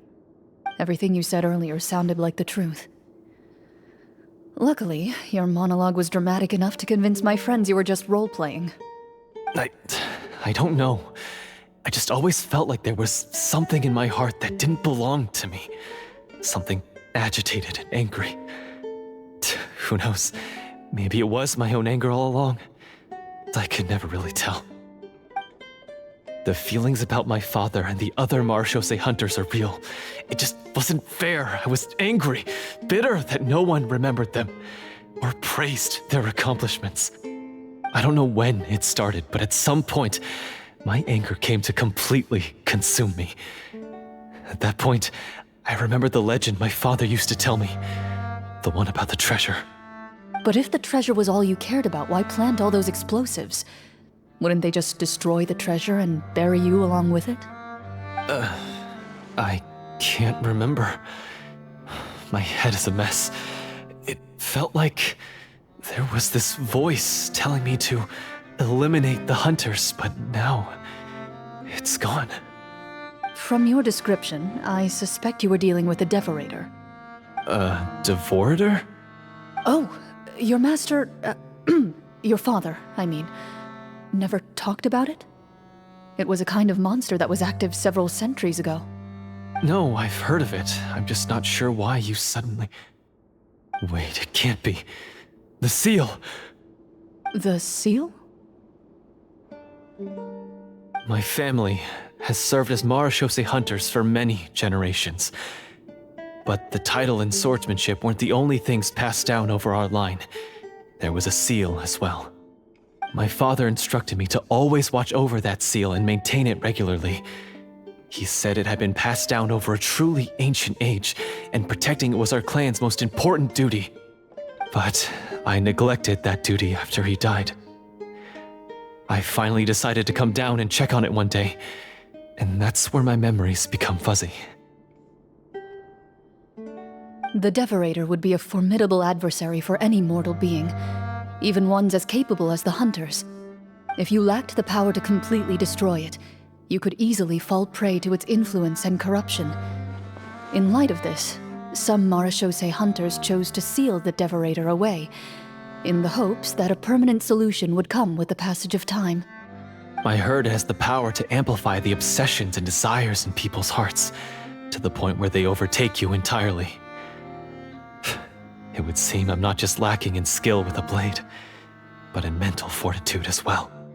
And yet, you were able to retrieve 3 of the 4 keys. If I remember correctly, each was entrusted to a respected and capable hunter. How did you manage it? One of them belonged to my father. The second I stole from a different hunter. And the third... was one that I snatched while the person was on the way home from the tavern. I nearly died in that alley. I know just how strong you are. It's as clear as day to everyone in Fontaine. I observed you from dusk to dawn, but could never find any opportunity to sneak up on you. I never even saw you drink a single glass of liquor. The only way I could think to obtain that last key was to lure you here using your hobby, and then... Oh, I get it now. That monster, it wanted to bury you here alongside the treasure.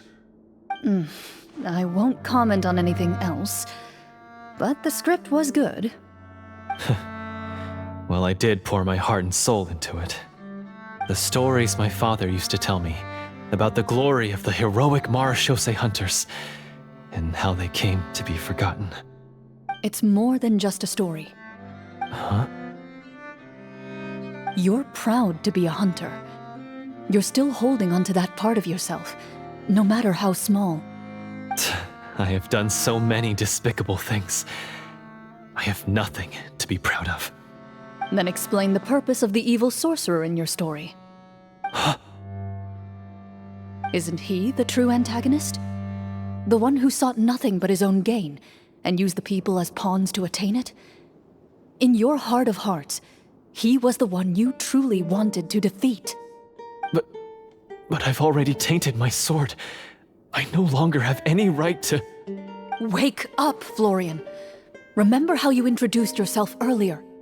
Do you really think the hunters acted out of a desire for honor and glory? Or to be loved and acknowledged by the people? What did your father teach you about our order? You do not wield your sword for yourself, but to protect those you serve. There's nothing special about a blade. It's the intentions of the wielder that matter above all else. Do you still not understand? Even after seeing the treasure for yourself? The contents of that room, they represent the true legacy the hunters left behind. You're right. I am a Marashose hunter. It's time for me to redeem, no, to finally serve the people I vowed to protect all along. I wouldn't be so quick to push aside the need for redemption. I know. That's a charge I won't bother to defend myself against. Good. Then, come with me, and help me see the script through to the end. Huh? See the script through to the end? But there's no more script left. Never finished it, huh? No, I mean, I wrote the script with the sole purpose of luring you all here. There was no reason to write beyond this point. Then we'll just have to keep writing it. The evil sorcerer still needs to be defeated. You mean the Devorator? Are you saying I have to make up the rest of the script as we go along? Is that really so hard? You've already written most of it. Surely you can write an ending where the hunters win and justice prevails. I'll be there to help you too. You aren't afraid your party will fall into danger? I know what my friends are capable of, and they're all quite skilled. Besides, I need their help. Then, are you going to tell them the truth about all this? I don't intend to spoil the fun. Sometimes, protecting dreams and fantasies is more important than exposing the truth. Don't you think?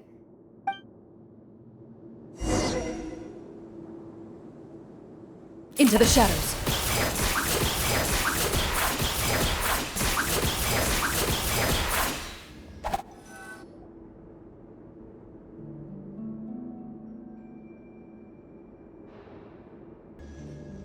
They're back!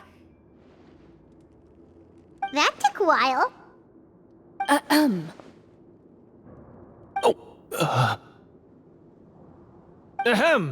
My fellow Marashose hunters, please forgive me, for I have sinned. Tone it down. Sorry. After crossing swords with you and witnessing your courage in battle, I've rediscovered my true self and regained my pride as a Marashose hunter. Oh, do I smell a redemption arc? I confess, I was brainwashed by the evil sorcerer. He asked me to lure you here so he could bury you in this cave. That little... Wait, you're saying all of that wasn't you, but the evil sorcerer? That's right. He's adept at manipulating the hearts and minds of the people. I fell under his influence because I did not possess a strong enough sense of will. And how are you going to prove that you're a changed man? We're not going to fall for the same trap twice. To be perfectly honest, I only came to my senses after seeing the treasure. It reminded me of my father's past teachings. The treasure was actually... The names of all the Marashose hunters from ages past and their weapons? Wait, you already know? Of course. Don't underestimate a veteran role player's exploration skills. Wait, I mean Marashose hunter Navia's exploration skills. We just finished reading through the content of the stone tablet. That tablet recorded the lives of some fascinating people. For example, this Marechaussee hunter called Est. She inherited the responsibilities of the Golden Hunter and passed judgment on many people. But in private, she had a very easygoing personality. Her favorite pastime was singing and dancing with her friends, and she was said to have a beautiful voice. So, she was just like you. Oh, you really think so? Well, when you put it that way, I suppose I also have a few things in common with this Walter. Working as an executioner, he supposedly used a countless number of tricks to confound his enemies in battle. Oh, if only I could have seen the feats of magic he pulled off back then. Their lives were all so exciting. You could write so many cool books about their accomplishments. How could they have all been forgotten? Because they chose to be. To hunt monsters that only appear in the shadows, you must also operate in the dark. To be a Marechaussee hunter is to willingly give up on wealth and fame. Then this stone tablet must have been left behind by their companions. That's right. Few Marechaussee hunters ever revealed their identity to the public. They always protected the city from the shadows. The only time they spoke of their accomplishments would be at night, when they gathered with their fellow hunters in front of the bonfire to share stories of the monsters slain by their hand. So, this tablet was created not so that the hunters would be remembered by the people, but so that they would be remembered by each other. No wonder this place was so well hidden. You regard the stone tablet in solemn silence. The names of your comrades etched onto its surface serve as a reminder that you are never truly alone. The tablet proves that, although a hunter walks a shrouded path, it is not a solitary one. There will always be those who walk beside you, a fact that remains as true today as in ages long past. Their legacies shall continue to be passed down from generation to generation, as everlasting as the stone onto which their names are carved.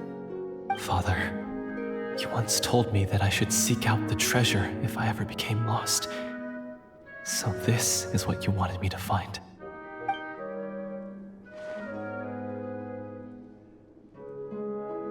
Thank you, my friend.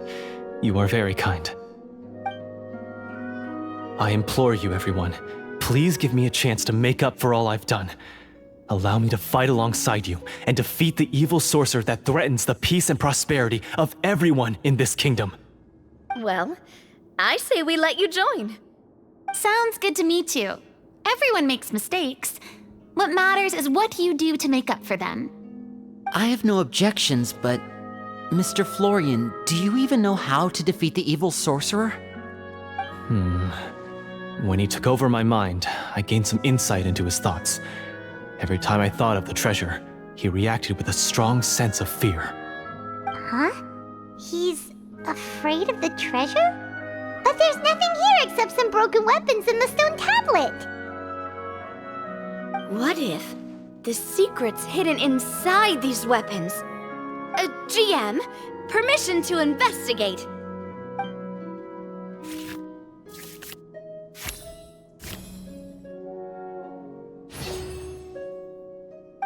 At first glance, the weapons appear absolutely ordinary. But as you observe them, you notice a faint energy emanating from within. These blades have slain countless monsters. Though it's been a long time since they were used in battle, their edges remain sharp, as if they're simply waiting for the next worthy hunter to carry on their legacy. So basically take these with us, right?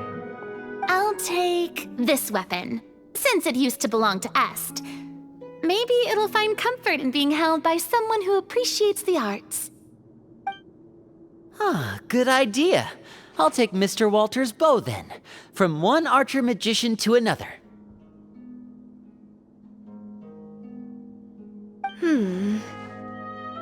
Paimon's gonna pick a cool weapon too!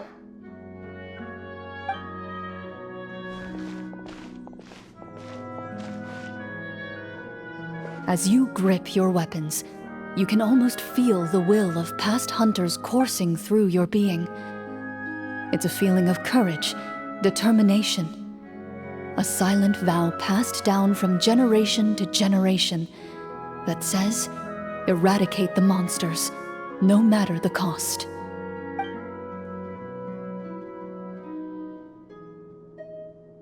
Mr. Florian, do you know where to find the evil sorcerer?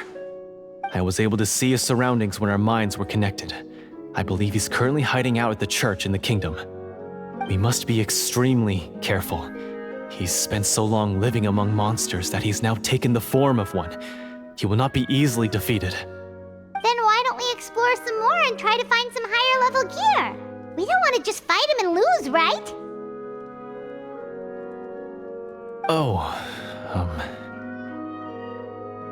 No, we have to strike now.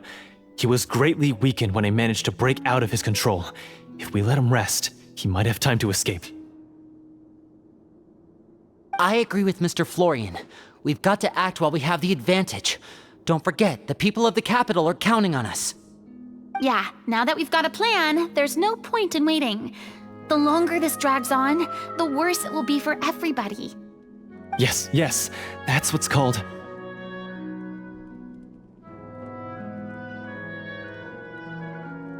Yes, that's exactly right. Alright, you've persuaded Paimon.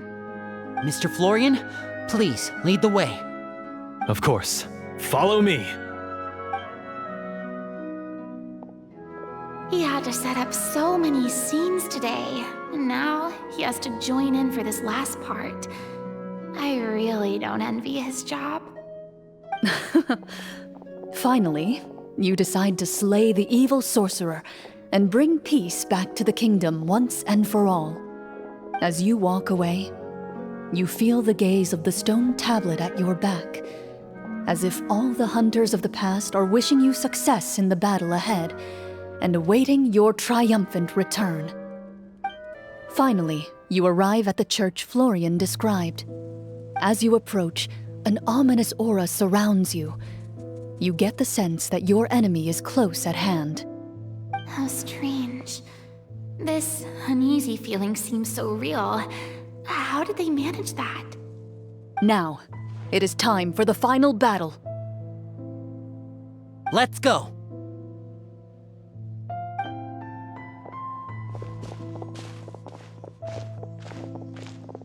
Florian, wait. What's wrong? I think you should wait outside. You've already been corrupted by the Devorator once. It could easily re-enter your mind and take control of your body. I don't think it's a good idea for you to be this close. If it corrupts you again, it's possible you might take on a new form entirely. That's exactly why I have to go. Why I should be at the very front. You mean... Yes. I intend to lure it into my body. That's too risky. If things get out of hand, I might have to kill you. Do you understand how dangerous this is? I understand, but if I do this, you'll have a clear and visible target. The Devorator will have a hard time passing up a chance to enter a body it knows how to control. You won't have to worry about any of your friends being taken over. You're not like me, Miss Clorinde. You're a just and powerful Marechaussee hunter. The monster broke free due to my error. It's only right that I shoulder the responsibility for its destruction. This is... something that I have to do. Consider it a duel to restore my honor. My only request is that you give it your all.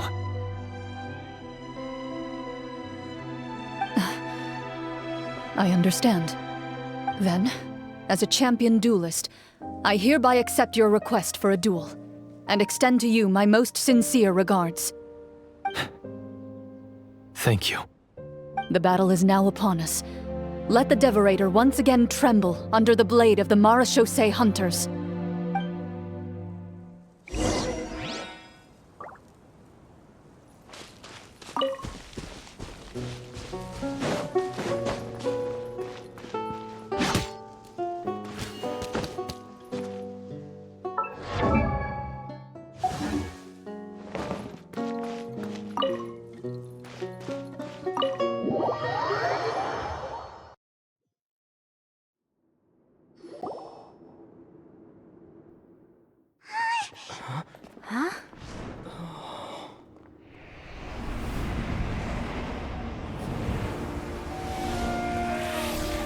So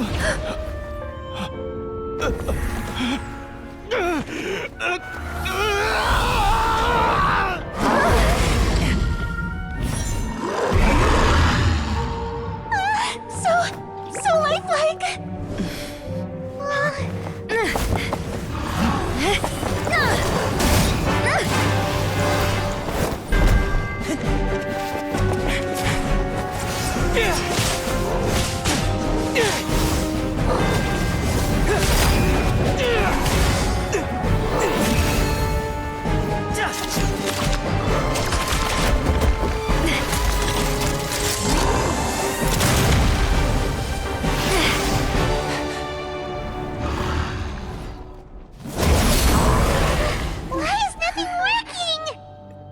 This foe is not invincible.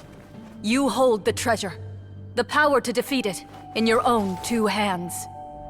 The treasure? You mean... The names! It's the Marashose Hunters' names! How are we supposed to... You forget, Paimon? There's still one skill we saved until the very end. Hunters fight not for fame, but to aid the people whenever they are summoned. Walter the Marashose Hunter, master of 1,000 tricks, executioner of the Phantom Hunters, I call for aid! Est, the Marashose Hunter, inheritor of Cassiodor's will, judge of the Shadow Hunters. Answer my call!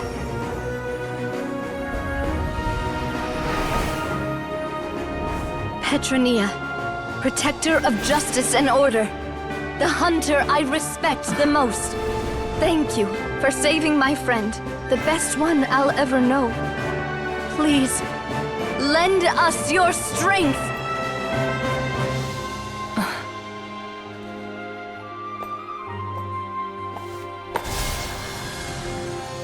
We have come to answer your summons.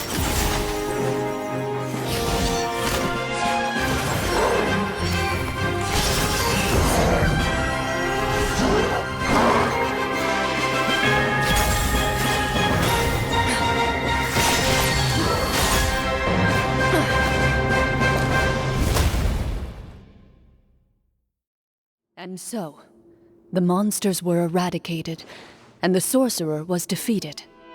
Peace soon returned to the capital. Those in the court, manipulated by the sorcerer, also recognized the errors of their ways. Some remembered the names of the heroes who saved their kingdom, but others simply continued their lives none the wiser. Such is the story of the Marashose Hunters. They pursue the phantoms in the darkness and exterminate all who pose a threat. They will always protect the city and those within it, even should all memory of their accomplishments be forgotten by the very people they serve. I am assuming we've finally reached the end of the script. Yes, you've reached one of the better endings. It's a pretty solid story overall. I thought it was just an ordinary adventure at first, but the further we got into it, the more impressed I became with the production and the plot. That final battle especially! All the effects were super realistic. Oh, right. Yeah, totally. That's a really good point. I never expected the weapons we picked up from that vault would have that kind of effect. Yeah, mine nearly scared the daylights out of me when it started glowing. I took a good look at it after we got out, but I don't think it ever lit up again. Oh, we should probably give these props back, right? I'll just leave mine here. Did you have a good time? Of course. Let me know if another script like this comes around. Sure, no problem. Then I'll head back for now. I think I need some time to fully digest everything that just happened. Once Mr. Florian is awake, please pass on my regards to him. He must be extremely exhausted to have passed out cold like that. You're right. He's had a lot to deal with. Well, see you all some other time. Toodaloo!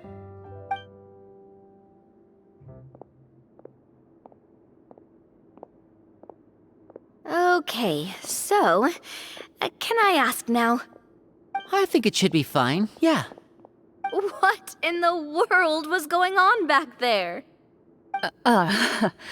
So you saw through all of that? That time in the cave when you told us to close our eyes, it'd be weirder if we didn't notice anything. I was dying of curiosity the entire time. I mean, you did a pretty bang-up job of pretending nothing had gone wrong. Farina actually looked like she thought all of it was planned. Guess none of us wanted to be the one to break the illusion. What are you all talking about?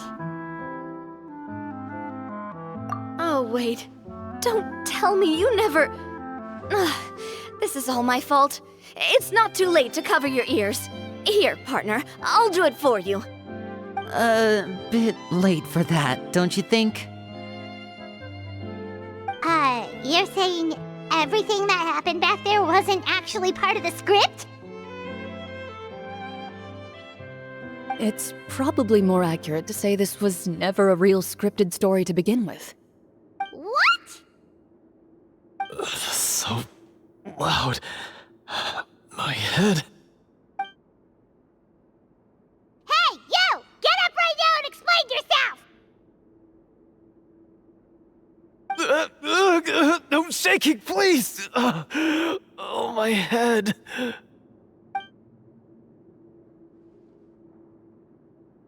Did Paimon just hear that right? You guys made up that whole last part on the spot?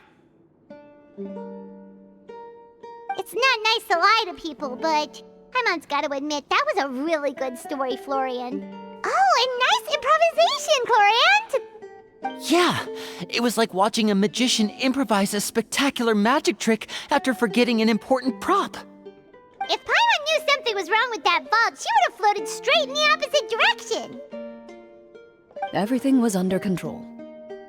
As if you've ever described a situation as being out of control. I'm pretty sure any situation you consider to be easy to handle would scare a reasonable person half to death. Guess I'm just used to it. You must run into a lot of unexpected situations then. That explains why you're so good at coming up with things on the spot. As for you, Florian... I know there's no excuse for what I did. I'll turn myself into the guards at once, confess my crimes, and accept any punishment that comes my way.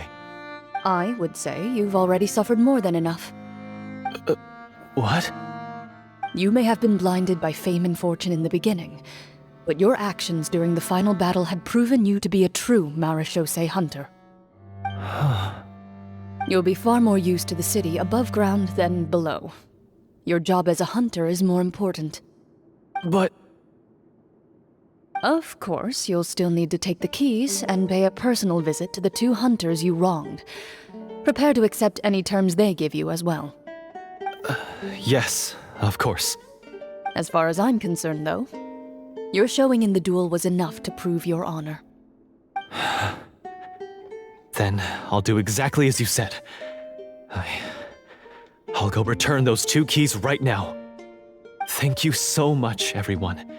I'll do my best to prove myself worthy of the second chance you've given me. I swear this on my name and honor as a Marechaussee hunter. Until we meet again, everyone.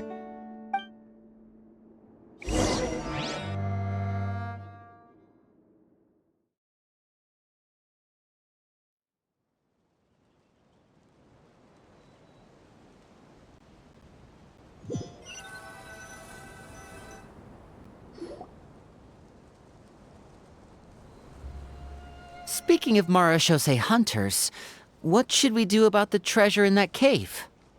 Leave it be. Are you sure? We could show it to people, make it so that the hunters are remembered. Don't you want that? No. Every name on that tablet made the same choice. All hunters know what the path entails. I am no exception. My identity as a Marechaussee hunter is not something I need people to remember. I wish only to be recognized as a champion duelist. Nothing more. That's certainly very different from the path of a magician. Still, I admire your decision. Wait, Paimon just remembered something. If there were no special effects involved, why did our weapons begin to glow during the battle? That's because the Marachose hunters of ages past would often imbue their weapons with special enchantments to suppress the monsters. Whenever a monster was nearby, their weapons would start to glow. Oh, so that's why they had an effect on that guy near the end. I really thought the summons were doing all the work. Well, I'm sure the summons were a part of it too. Oh? How so? This particular Devorator probably hailed from the same era as the hunters we saw in the room. The names you recited all belonged to the bravest hunters. Countless monsters fell to their blades. That's likely why the Devorator visibly reacted when you said them out loud.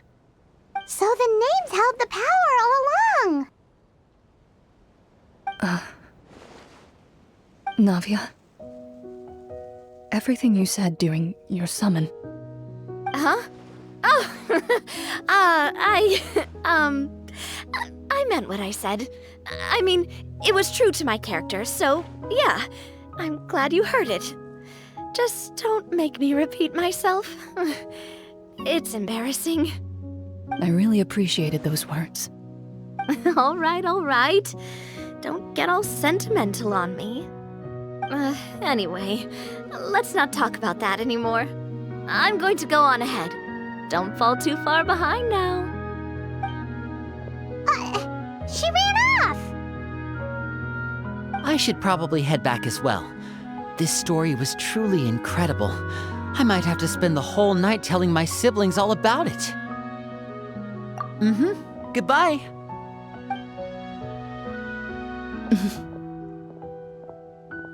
Traveler, should your name and deeds be forgotten, what do you think the significance of your journey will be?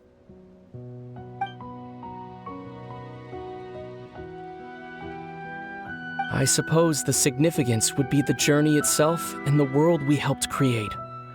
There's still value in the time I shared with everyone here, in the things we were able to accomplish, even if no one remembers them. A great answer. I'll remember it.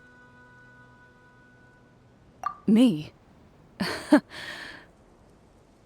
The Marachose hunter says nothing in response to that question. Perhaps her answer lies in her silence, an unspoken vow left to echo through the night. The path she walks needs no explanation.